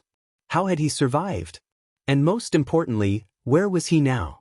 Azazel sighed and took a swig from a bottle of alcohol. Suddenly, there was a knock at the door. Come in. Oh. It was Valley and his team. What do you need, Valley? Azazel asked, trying to mask his concern. Valley, visibly annoyed, replied, What do you mean by that? You're the one who told me to come here after I finished my mission. Has the alcohol rotted your brain already? Yes, I did. Did you finish your mission? Azazel asked, attempting to steer the conversation. Kuroka chimed in, Yes, we did. What did you expect from our team? She said proudly, but Valley sensed that Azazel was hiding something. Okay, with that out of the way, are you hiding something from us, Azazel? Valley pressed. No, I'm not hiding anything from you, Azazel replied quickly. Actually, I just remembered that due to recent events, some gods suggested the idea of a world-class raiding game. It was proposed during the last meeting and approved by all factions involved. So, in short, we will soon have a world-class raiding game in which gods will participate. Everyone's eyes widened in disbelief. Lavinia covered her mouth in shock, while Valley wore a huge grin, excitement lighting up his eyes. Biko and Arthur shared similar expressions, each surprised in their own way. The idea is still in its experimental state, and only when all factions agree will the announcement be made publicly. I'm telling you this because I believe it will certainly happen. Azazel said with a mischievous grin. When will it start? How will it be structured? Biko asked eagerly. About that, we're not entirely sure, but I would say it will start in about 6 months. As for the structure, I believe it will be similar to an actual raiding game, with participants registered according to the pieces of chess, Azazel explained. Valley, feeling impatient, exclaimed, Why didn't you tell me sooner? I could have trained more. Because it was meant to be a surprise, even if it's not anymore, Azazel replied. Arthur, go back to the House of Pendragon. We will need Lufei for this, Valley ordered. Arthur nodded, eager to see his sister. I'll stay here at Grigori to train for a while. After that, I'll contact you, Valley added.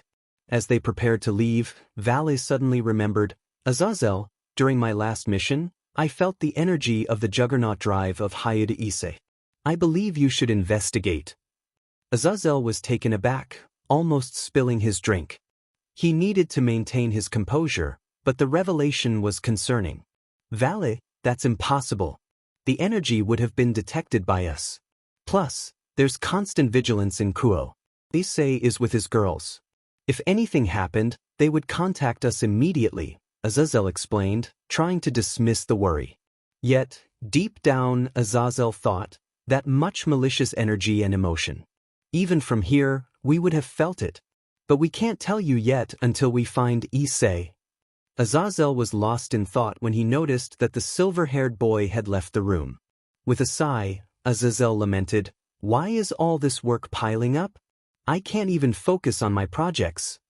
He downed his whiskey, suddenly remembering something important. He opened his voicemail, and the only voice that came through was Issei's, filled with pain, followed by Azazel's own voice saying goodbye to whoever had sent the message. In frustration, he threw the voicemail machine against the wall, shattering it.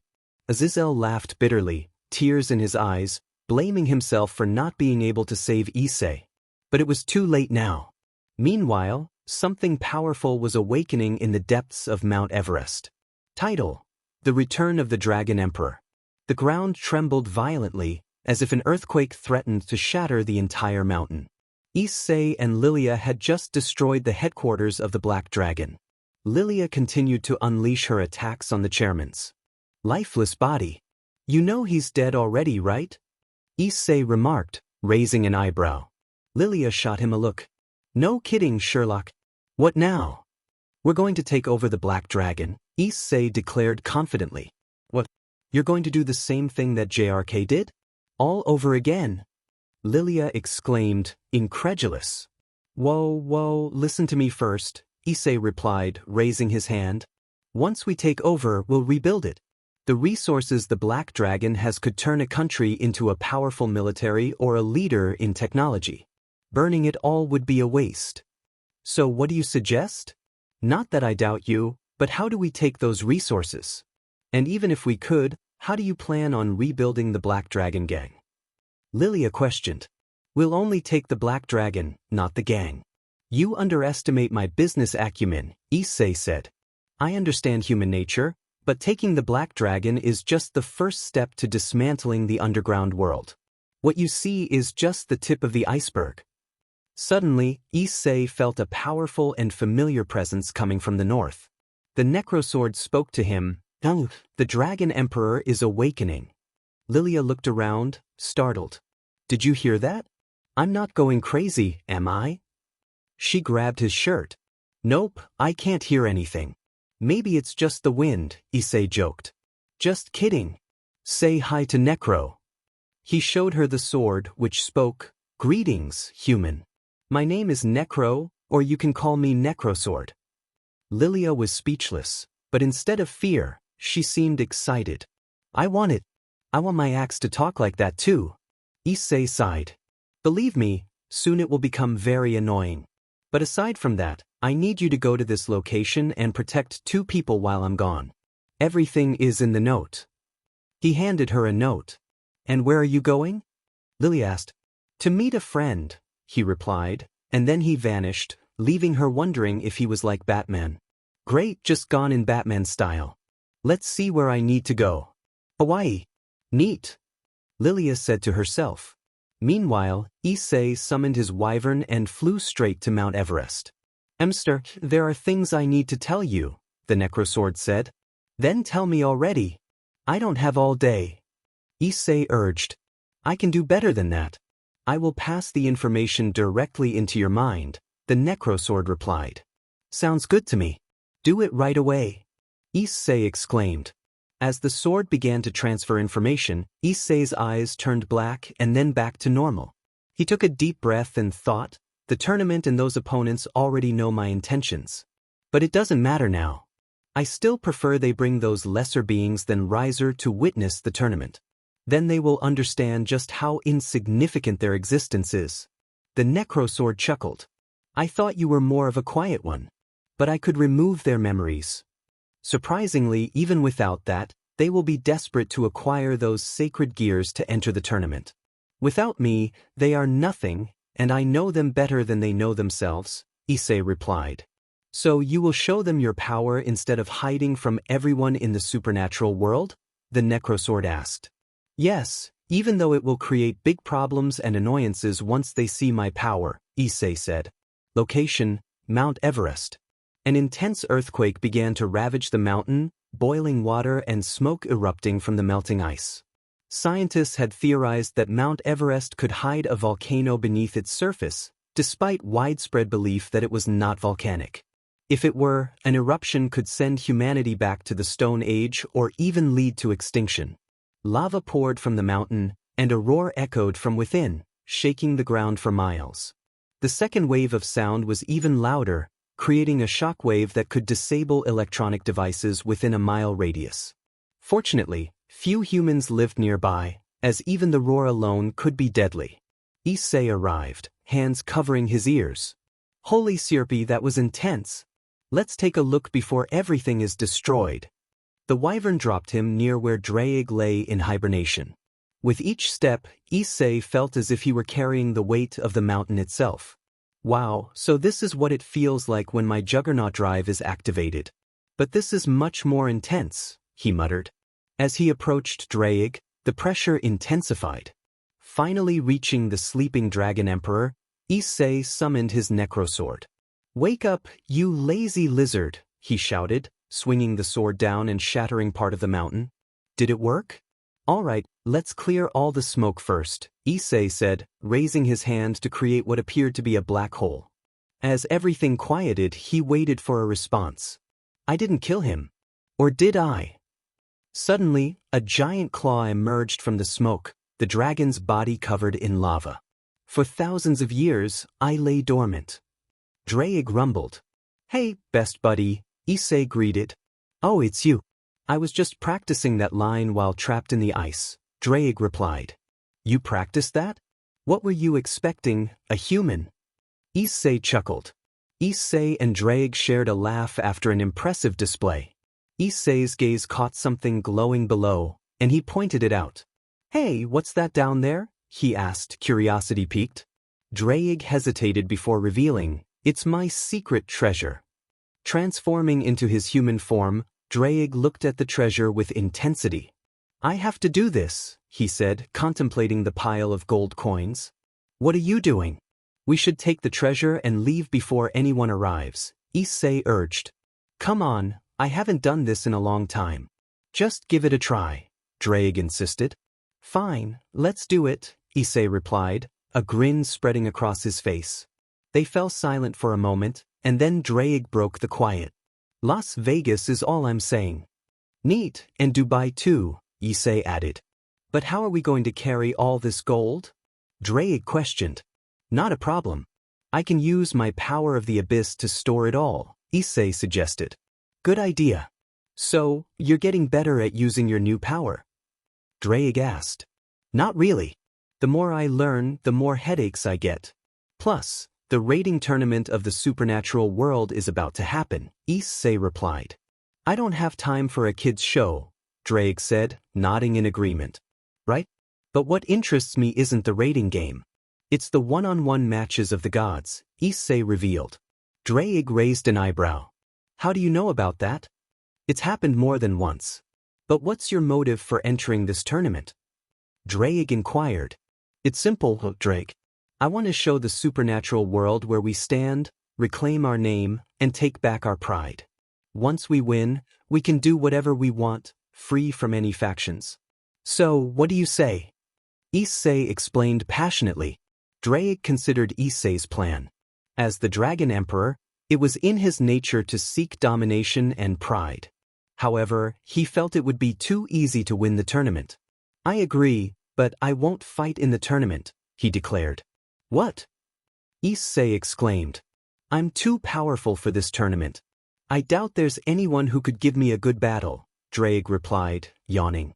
Issei paused, realizing Drake was right. Even with his sacred gear in full power, he couldn't compare to Drake. Shaking off his thoughts, he declared, "No matter how powerful you've become, I will get stronger than you soon." Drake was surprised by Issei's determination. He thought, does he have the potential to become a supreme being? Only a handful do. Those who aren't strong enough won't sense the power of higher beings like myself. Interesting. Go ahead, Issei.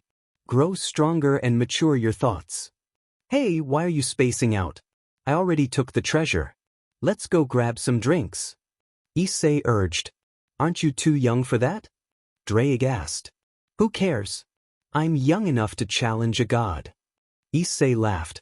In Las Vegas, Issei and Drake enjoyed their time together, celebrating their friendship after a long year of battles.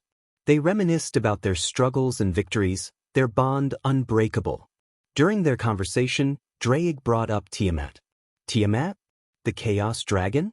You two have some history, Issei noted. Drake took a sip of his whiskey. Yeah, I borrowed her treasure. Why not just return it? I remember she lives in a cave in the familiar forest, Issei suggested. Drake sighed. You have no idea. When a dragon holds a grudge, they remember it for life. She probably feels the same way. Are you afraid of her? Issei teased. Drake choked on his drink. What? Of course not. It's the guilt that keeps me from meeting her. I was sealed by the gods before I could return her treasure. Then why not clear up the misunderstanding? Issei encouraged. No, I don't think I will, Drake replied. Come on, if you're afraid, just admit it. Don't make excuses, Issei pressed. Drake's pride was wounded, and in his drunken state, he declared, What the heck, mate? After we finish this bottle of whiskey, we're going straight to the familiar forest. Let's go. He lifted his bottle, and Issei followed suit, shouting, Let's go. Meanwhile, Rias and the other girls were training their new boyfriends, each with their own sacred gear. Rias, blinded by her own desires, found herself distracted by a new, handsome companion, forgetting about Issei, her strongest pawn. She thought she could simply break up with the others when Issei returned, but things were never that easy. The other girls shared her misguided mindset, caught up in their own foolishness. Necrosword was reveling in the chaos, mocking those it deemed foolish. It had plans to toy with them, especially if their new boyfriends didn't show up for the tournament. Let me take care of those scars and nightmares first, it thought, a sinister grin forming. The worst is yet to come. Suddenly, it sensed someone approaching the door. Looks like my time is up. See you at the tournament, it sneered. Meanwhile, Rias and the other girls were anxious about their situation. Rosweiss and Gasper were at their doorstep, but their nightmares had faded like a distant memory, and their scars were gone. The only thing that made them uneasy now was the presence at the front door. Gasper knocked. Hello, anyone home? Asia whispered, What should we say about Issei? Just act normal and follow my lead, Rias instructed, and the others nodded, knowing their boyfriends were waiting in the training room. Zenobia had learned how to lie, but Irina, who valued honesty, felt conflicted about being there. Finally, they opened the door, and Rias was the first to speak. Hello, Gasper. It's been a while. Gasper rushed in for a hug, while Rosweiss smiled but was searching for someone special. Where is Issei? He should be the first one to jump for joy, she said, glancing around. Yeah, where is Issei? Gasper echoed. Kiba hesitated.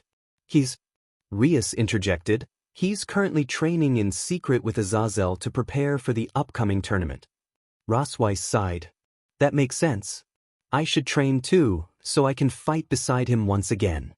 She said this with pride, expecting a reaction from the girls. But something felt off. They didn't argue about it as they usually would, especially Zenobia and Irina. I'll be in the training room. Come if you have questions, Rosweiss said, turning away. Wait! Rias called after her, but Rosweiss didn't stop. Upon entering the training room, she saw 5 male figures and immediately raised her sword. Who are you? She demanded, her voice filled with anger. One of the men raised his hands in a placating gesture. Whoa, calm down. We're just here to train our sacred gears. Another added, Right, we're just here to train. Rias arrived with the other girls to intervene. Can you wait for me to explain? Rosweiss turned her sword toward Rias, shocking everyone. Then explain. Her piercing gaze felt like it could cut through steel. After several minutes of Rias explaining her dubious story about training sacred gear users, Rosweiss remained skeptical. However, being one of the older girls, she decided to pretend to believe Rias to see how far the others would go with their lies. She was curious about the identities of the 5 males. Rosweiss focused on her training, ignoring the males who were trying to introduce themselves. She was a striking woman, and it was natural for men to look at her with admiration. Yet, only Issei could gaze at her without making her feel uncomfortable. Unlike Rias and Aquino, who enjoyed the attention, Rosweiss had changed. She was no longer shy and spoke her mind freely. One of the new boyfriends approached her, extending his hand for a handshake. This action irritated Rias and Aquino, which Rosweiss noticed. Hello, my name is Renji. I hope you'll train me in your sword style, he said. Rosweiss didn't even look at him. She sensed his insincere intentions, unlike Issei's genuine nature. If you want to train, then train. Less talk, she replied, walking away. She moved to the target practice dolls, slicing through them effortlessly, turning them into countless pieces. Don't look at me with those eyes, because the only man I allow is Issei, she declared, instilling fear in everyone except Gasper and Kiba. Rosweiss knew their lies would unravel before the tournament, All she had to do was wait and train until she could meet Issei again. Drake had agreed to meet Tiamat, the only female among the 5 great dragon kings, in familiar forest. Issei, being the supportive friend he was, recognized that even Drake at 4,000 years old had never experienced anything like this before. It was like Drake's first date with a female dragon. Here we are, this is it. This cave, Drake said, hesitating at the entrance. Why are you just standing there? Go in. Issei urged. Come on, just do it. Alright. But you have to come with me, Drake insisted. Issei sighed and nodded, and they both entered the cave. We're getting closer. I can feel it. Is it? Issei?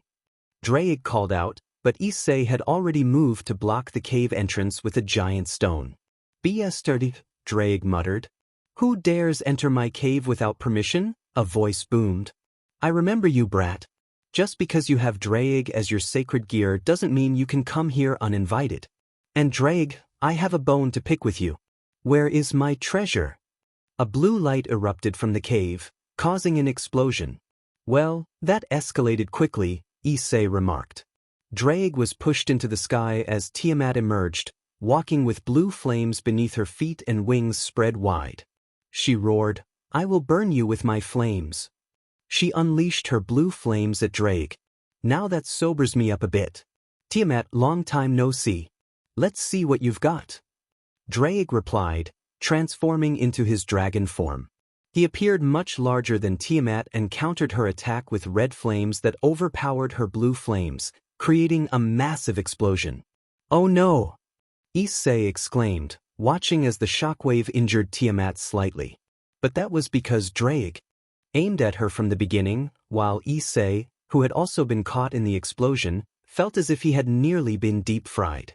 Tiamat looked at Drake, her curiosity piqued. Are you the real Drake? How did you break the god's seal and escape from the sacred gear when your host is already dead? Drake replied, I didn't do it, and my host is still alive. There he is. Issei chimed in, barely. Tiamat continued, So, where is my treasure? Drake hesitated. You still care about that? Alrighty, give her all my treasure that you have. Issei summoned a void-like black hole and pulled out all the treasure. Is this enough for what Drake owes you?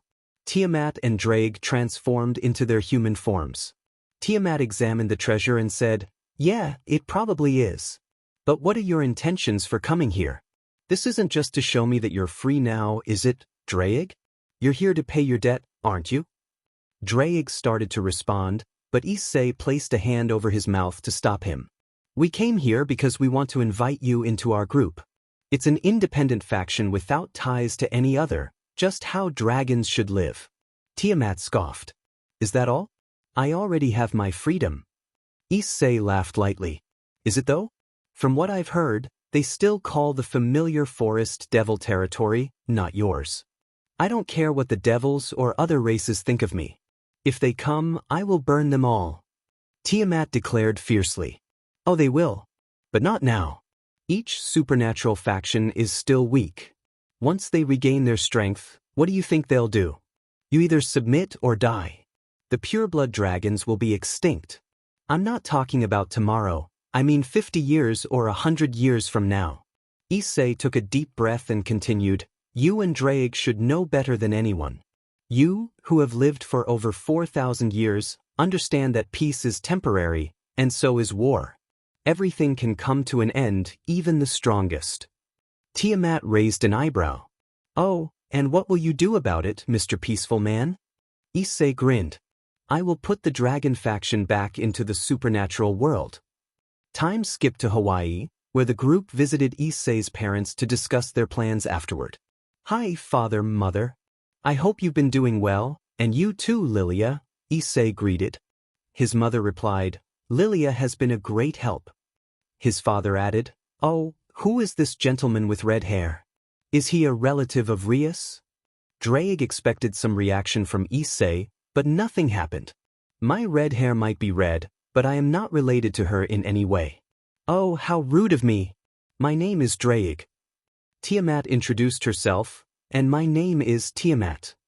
Issei's mother exclaimed, Wow, you're such a appealing girl. Mr. Drake must be a lucky man. Drake and Tiamat quickly raised their hands to clear up the misunderstanding, but Issei had an idea. Oh, they just got married yesterday, he said with a thumbs up, only to be playfully reprimanded by Drake and Tiamat. Lilia sighed, what a peaceful day. After dinner with Issei's family, they went to the rooftop to discuss Issei's ambitious plan. Drake asked, so what's the plan? Tiamat added, it better be great. Lilia said, I'm listening. Issei began, firstly, we need to make money. Tiamat frowned. What? I already have a golden treasure, I don't need that. Issei sighed. You don't understand how insignificant that amount is. We can buy much more if you want. Having money in the human world means power, and it allows us to move easily. We can even buy land and turn it into whatever we want. Secondly, we need to train and grow in strength. Once we step into the supernatural world, they will take notice and try to take what they can't have. To prevent that, I will fight in the supernatural world tournament. This will be our debut. Lilia asked, so what do you gain from winning the tournament? Issei replied, nothing. But by then, we will have everything we want. The good news will come after I win the tournament. I understand that your goal is to eliminate human trafficking or prevent it from happening. But you must also understand that we can't change human nature. We will try our best. Drake interjected, you're acting like you can win this tournament easily. But let me tell you, it won't be as easy as the rating game. Issei asked, you mean there are stronger people there that I haven't met? Drake nodded. No doubt. I have a feeling that the Thunder Boy will be there. He's been doing some crazy things, which is why you haven't met him yet. In fact, you've only encountered his hammer. Are you talking about Thor, the god of thunder? Issei inquired. Yes. A few hundred years ago, he went to the realm of giants and wiped them out. Odin sent him to another world that even I don't know. Back in the day, our kind used to call him the Berserker King, and he even killed a few dragons. That might be why Odin never spoke about his son. Something still doesn't add up. Issei pondered, more god conspiracies now? Drake continued, well, the Odin you know isn't what he used to be. He is a war god feared even among the gods themselves. But the same can be said for the gods of other factions. Odin is something special, because he is the only god who killed the evil dragon king in his prime. This revelation captured everyone's attention like children listening to a campfire story. Drake elaborated, the evil king was named Encalagon, known among dragonkind as the Wingless King. He was the largest and strongest creature of his time. Humans who were fortunate enough to witness him and survive referred to him as the father of all dragons, even though that isn't true. I used to believe that when I was younger. Their battle was so intense that it was said it could have reset the world of man. Each step the evil dragon king took could annihilate an entire city from afar. Odin lost many of his Asgard warriors and Valkyries, even his father, in that war due to his arrogance in wanting to kill the evil dragon king alone. His father knew he couldn't win that war by himself, so he sacrificed himself to protect his only son. Fueled by anger, Odin's power surged, and he threw his father's spear with everything he had. The evil dragon king charged in, thinking the blow wouldn't penetrate his dragon skin. The arrow pierced through the skull of the evil dragon king, splitting the sky and ending his reign of terror. This act earned Odin the respect of both mortals and gods alike. Yet, instead of feeling joy or accomplishment, Odin was consumed by guilt and sadness. He isolated himself in Asgard for so long that humans had forgotten he existed. The Norse faction could have gained more followers than the Bible faction, but Odin was not the type of god to mingle with humans casually. He used to bless them at inns and weddings, treating them like his own children, but those days were long gone. Now, he was just a drunken old man, hiding his emotions behind a facade. Drake looked at Issei, who sighed in response. All right, enough with the bedtime story. We have work to do, and the tournament is still months away. 6 months, to be exact, Drake replied. But Issei still needs to train hard. That Thunder Boy is stronger than Odin in his prime. Issei nodded in agreement. 6 months later, Issei and his group had accomplished a great deal together. They became billionaires in trading stocks, thanks to Tiamat's ability to glimpse the future when she focused. Their success also led to a significant decline in global drag and human trafficking, leaving even the CIA and FBI puzzled by the sudden drop, as they feared the Black Dragon Group. Tiamat and Draig's relationship blossomed, just as Issei had hoped. Issei stepped down from his CEO position to become chairman alongside Draig and Tiamat, while Lilia took over as CEO. Draig and Tiamat settled into their own large house, while Issei often found himself sleeping in the office, as he was the one handling most of the business affairs. He could manage the workload because he would enter the void to train without worrying about time, allowing him to focus on his business knowledge. As the months flew by, Issei felt as if he had aged 100 years. Tiamat and Draig spent time together watching TV, and Issei and Lilia would often join them for drinks when they had the chance. One evening, as they watched TV, Tiamat turned to Draig. "It's almost time for the tournament. Do you think your little brother is ready?" Draig smiled. "Oh, he's more than ready. He's become a monster in his training in the void." The two personalities that didn't get along at first are now his greatest advantage. His opponents will struggle to adapt when they face not just one, but two aspects of him. Tiamat nodded. "I've been training Lilia as well. She's surpassed my expectations and is stronger than most high-class devils now." Meanwhile, Rias's group had made progress, but they knew they couldn't win the tournament without Issei. As the tournament approached, Issei was still absent, no matter how hard they tried to reach out for help. Surzek was too busy to respond, and Azazel was nowhere to be found. Even Sona declined to assist, citing her overwhelming paperwork. Among them, Rosweiss had improved significantly, outclassing Kiba, Zenobia, and Irina. Gasper had gained strength and confidence, but Kiba found himself too busy training Rias and the other girls' new boyfriends to focus on his own training. Ryutaro, Suji, and Hijama showed minimal improvement, while Rinji and Ken stood out. Rinji possessed a sacred gear that transformed him into a white tiger, and Ken was a skilled katana user who could anticipate his opponent's movements, though he still lacked strength. Isha, Irina, Zenobia, and Ravel were all nervous, hiding their fears well, except for Rias and Aquino, who were the most anxious. Rias had acquired some white evil pieces for the World Raiding Tournament, which wouldn't turn humans into devils. They were considering giving these pieces to their boyfriends, believing they could win without Issei. They underestimated him, thinking he would accept whatever explanation they offered. As the days passed and the tournament drew closer, they all yearned for Issei's return. Rosweiss decided it was time to confront the situation. She approached Rias at the training ground. "Where is Issei, Rias?" she asked. Rias maintained her calm demeanor. "I don't know, Rosweiss. If I did, I would bring him back." "Don't lie to me, Rias. If you cared, he would be here." Rinji stepped forward to defend Rias, but his words could lead to trouble. "Stop it, lady. Why are you arguing over that pathetic perv?" Rosweiss grabbed him by the neck, lifting him off the ground, shocking everyone with her strength. "Don't you ever compare yourself to Issei. You're the one who's pathetic." Gasper, frightened, pleaded, "Please stop. We can just wait for Issei." "No. He will not come," Rosweiss exclaimed, tears in her eyes. But still standing strong, Rosweiss believed that Issei would come. She sighed, letting go of his neck, gasping for air. "Yeah, me too, Gasper. Me too," she said. Ryutaro stepped forward. "My brother and I will fight alongside the group. We have a chance to win." Suji, the second older brother, added, "Just believe in us." Hijama, the youngest, nodded in agreement. Ken chimed in, "We won't know unless we try." Rosweiss laughed at their attempts to impress her with their bravery. "You might have a chance against a low-tier group. But it doesn't matter, win or lose, that is not my goal anymore. I want to meet Issei."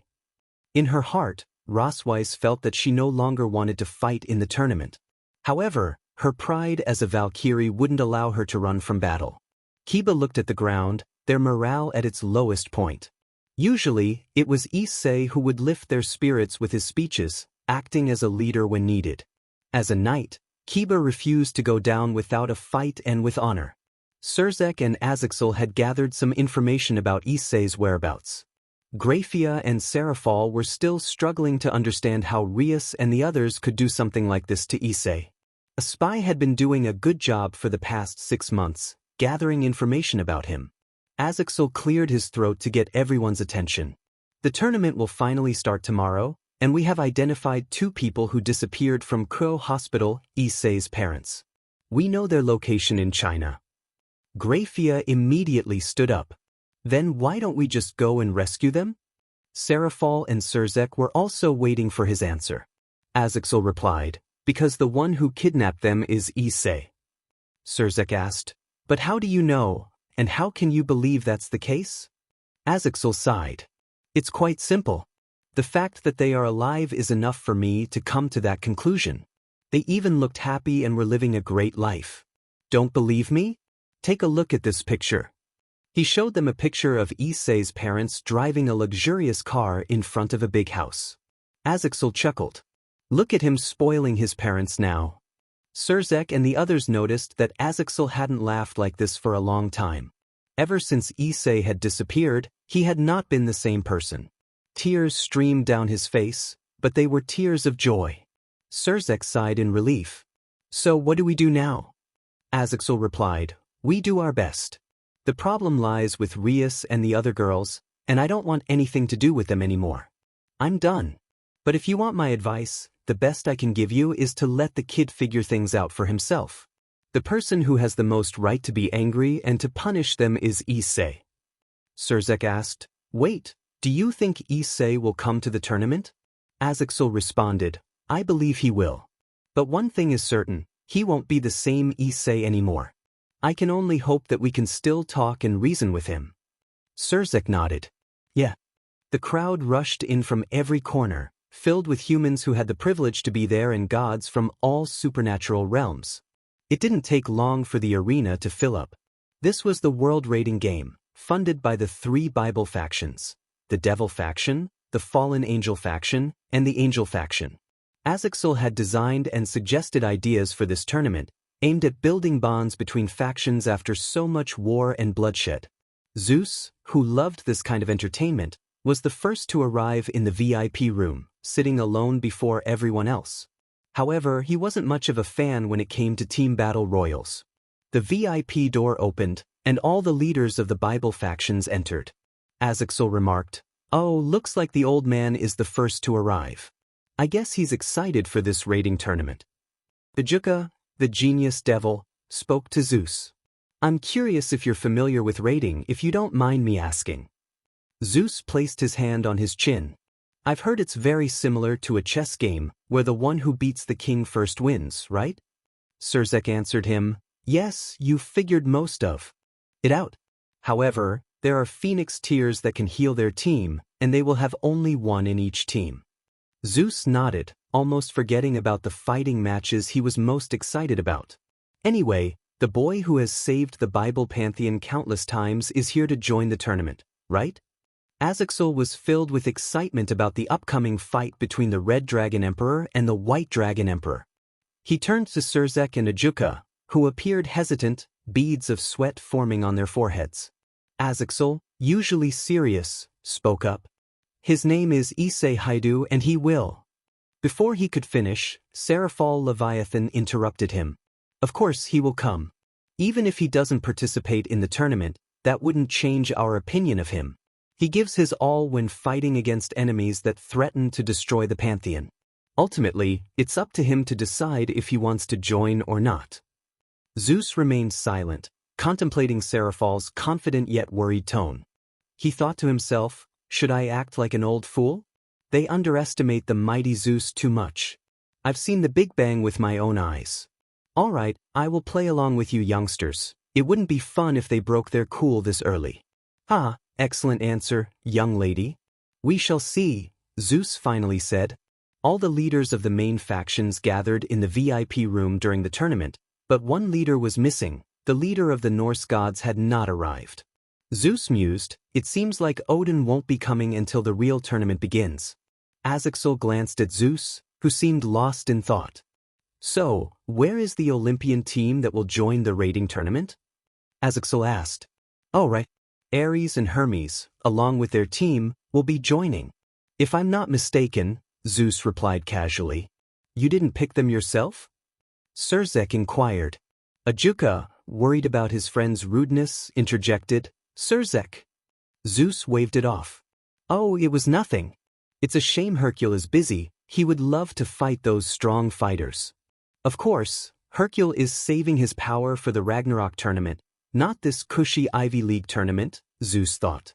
Azaxel then asked, Anyway, where is Michael? Suddenly, a holy golden light filled the room as two archangels, Michael and Gabriel, appeared. It seems I was late, Michael said. Oh, don't worry about it. You arrived at the right time. We have much to discuss. Zeus began.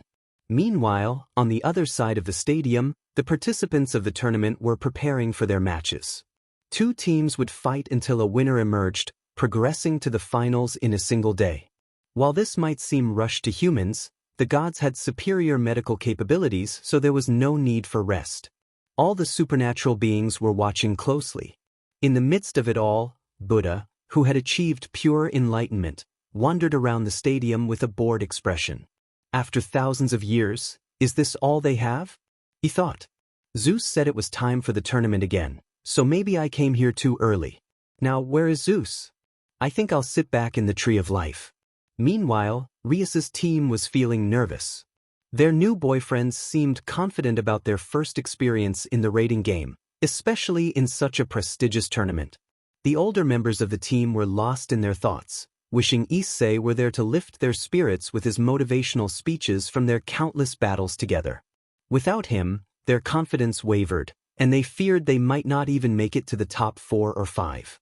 As the leader, Rias knew she had to rally her team. Listen up, everyone. We can do this.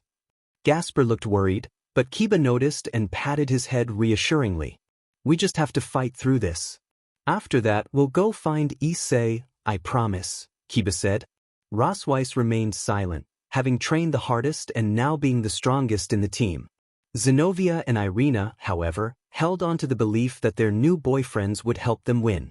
Aquino masked her emotions well, but Renji, observing both Rias and Aquino, spoke up. Don't worry, we will win this. Everyone trained hard for this. Ryutaro, Renji's older brother, added, Yeah, what do we have to fear? We have sacred gear. Ken nodded in agreement, while Hijama, the youngest sibling, simply followed suit. They tried to lift the team's spirits, but it only worked a little. Rosweiss shot them an annoyed look, while Gasper stood beside her, and Kiba checked the condition of his blades. Renji and his brothers had never been in the supernatural world before, and everything felt new to them. Renji found himself captivated by the supernatural beings, especially the women, but he refrained from acting on his thoughts regarding Rias and Aquino. He believed that after the tournament, he could pursue his desires, thinking that their love for him would allow it. Just wait a little longer. I'm just a teenager trying to have fun at my age, and so are they.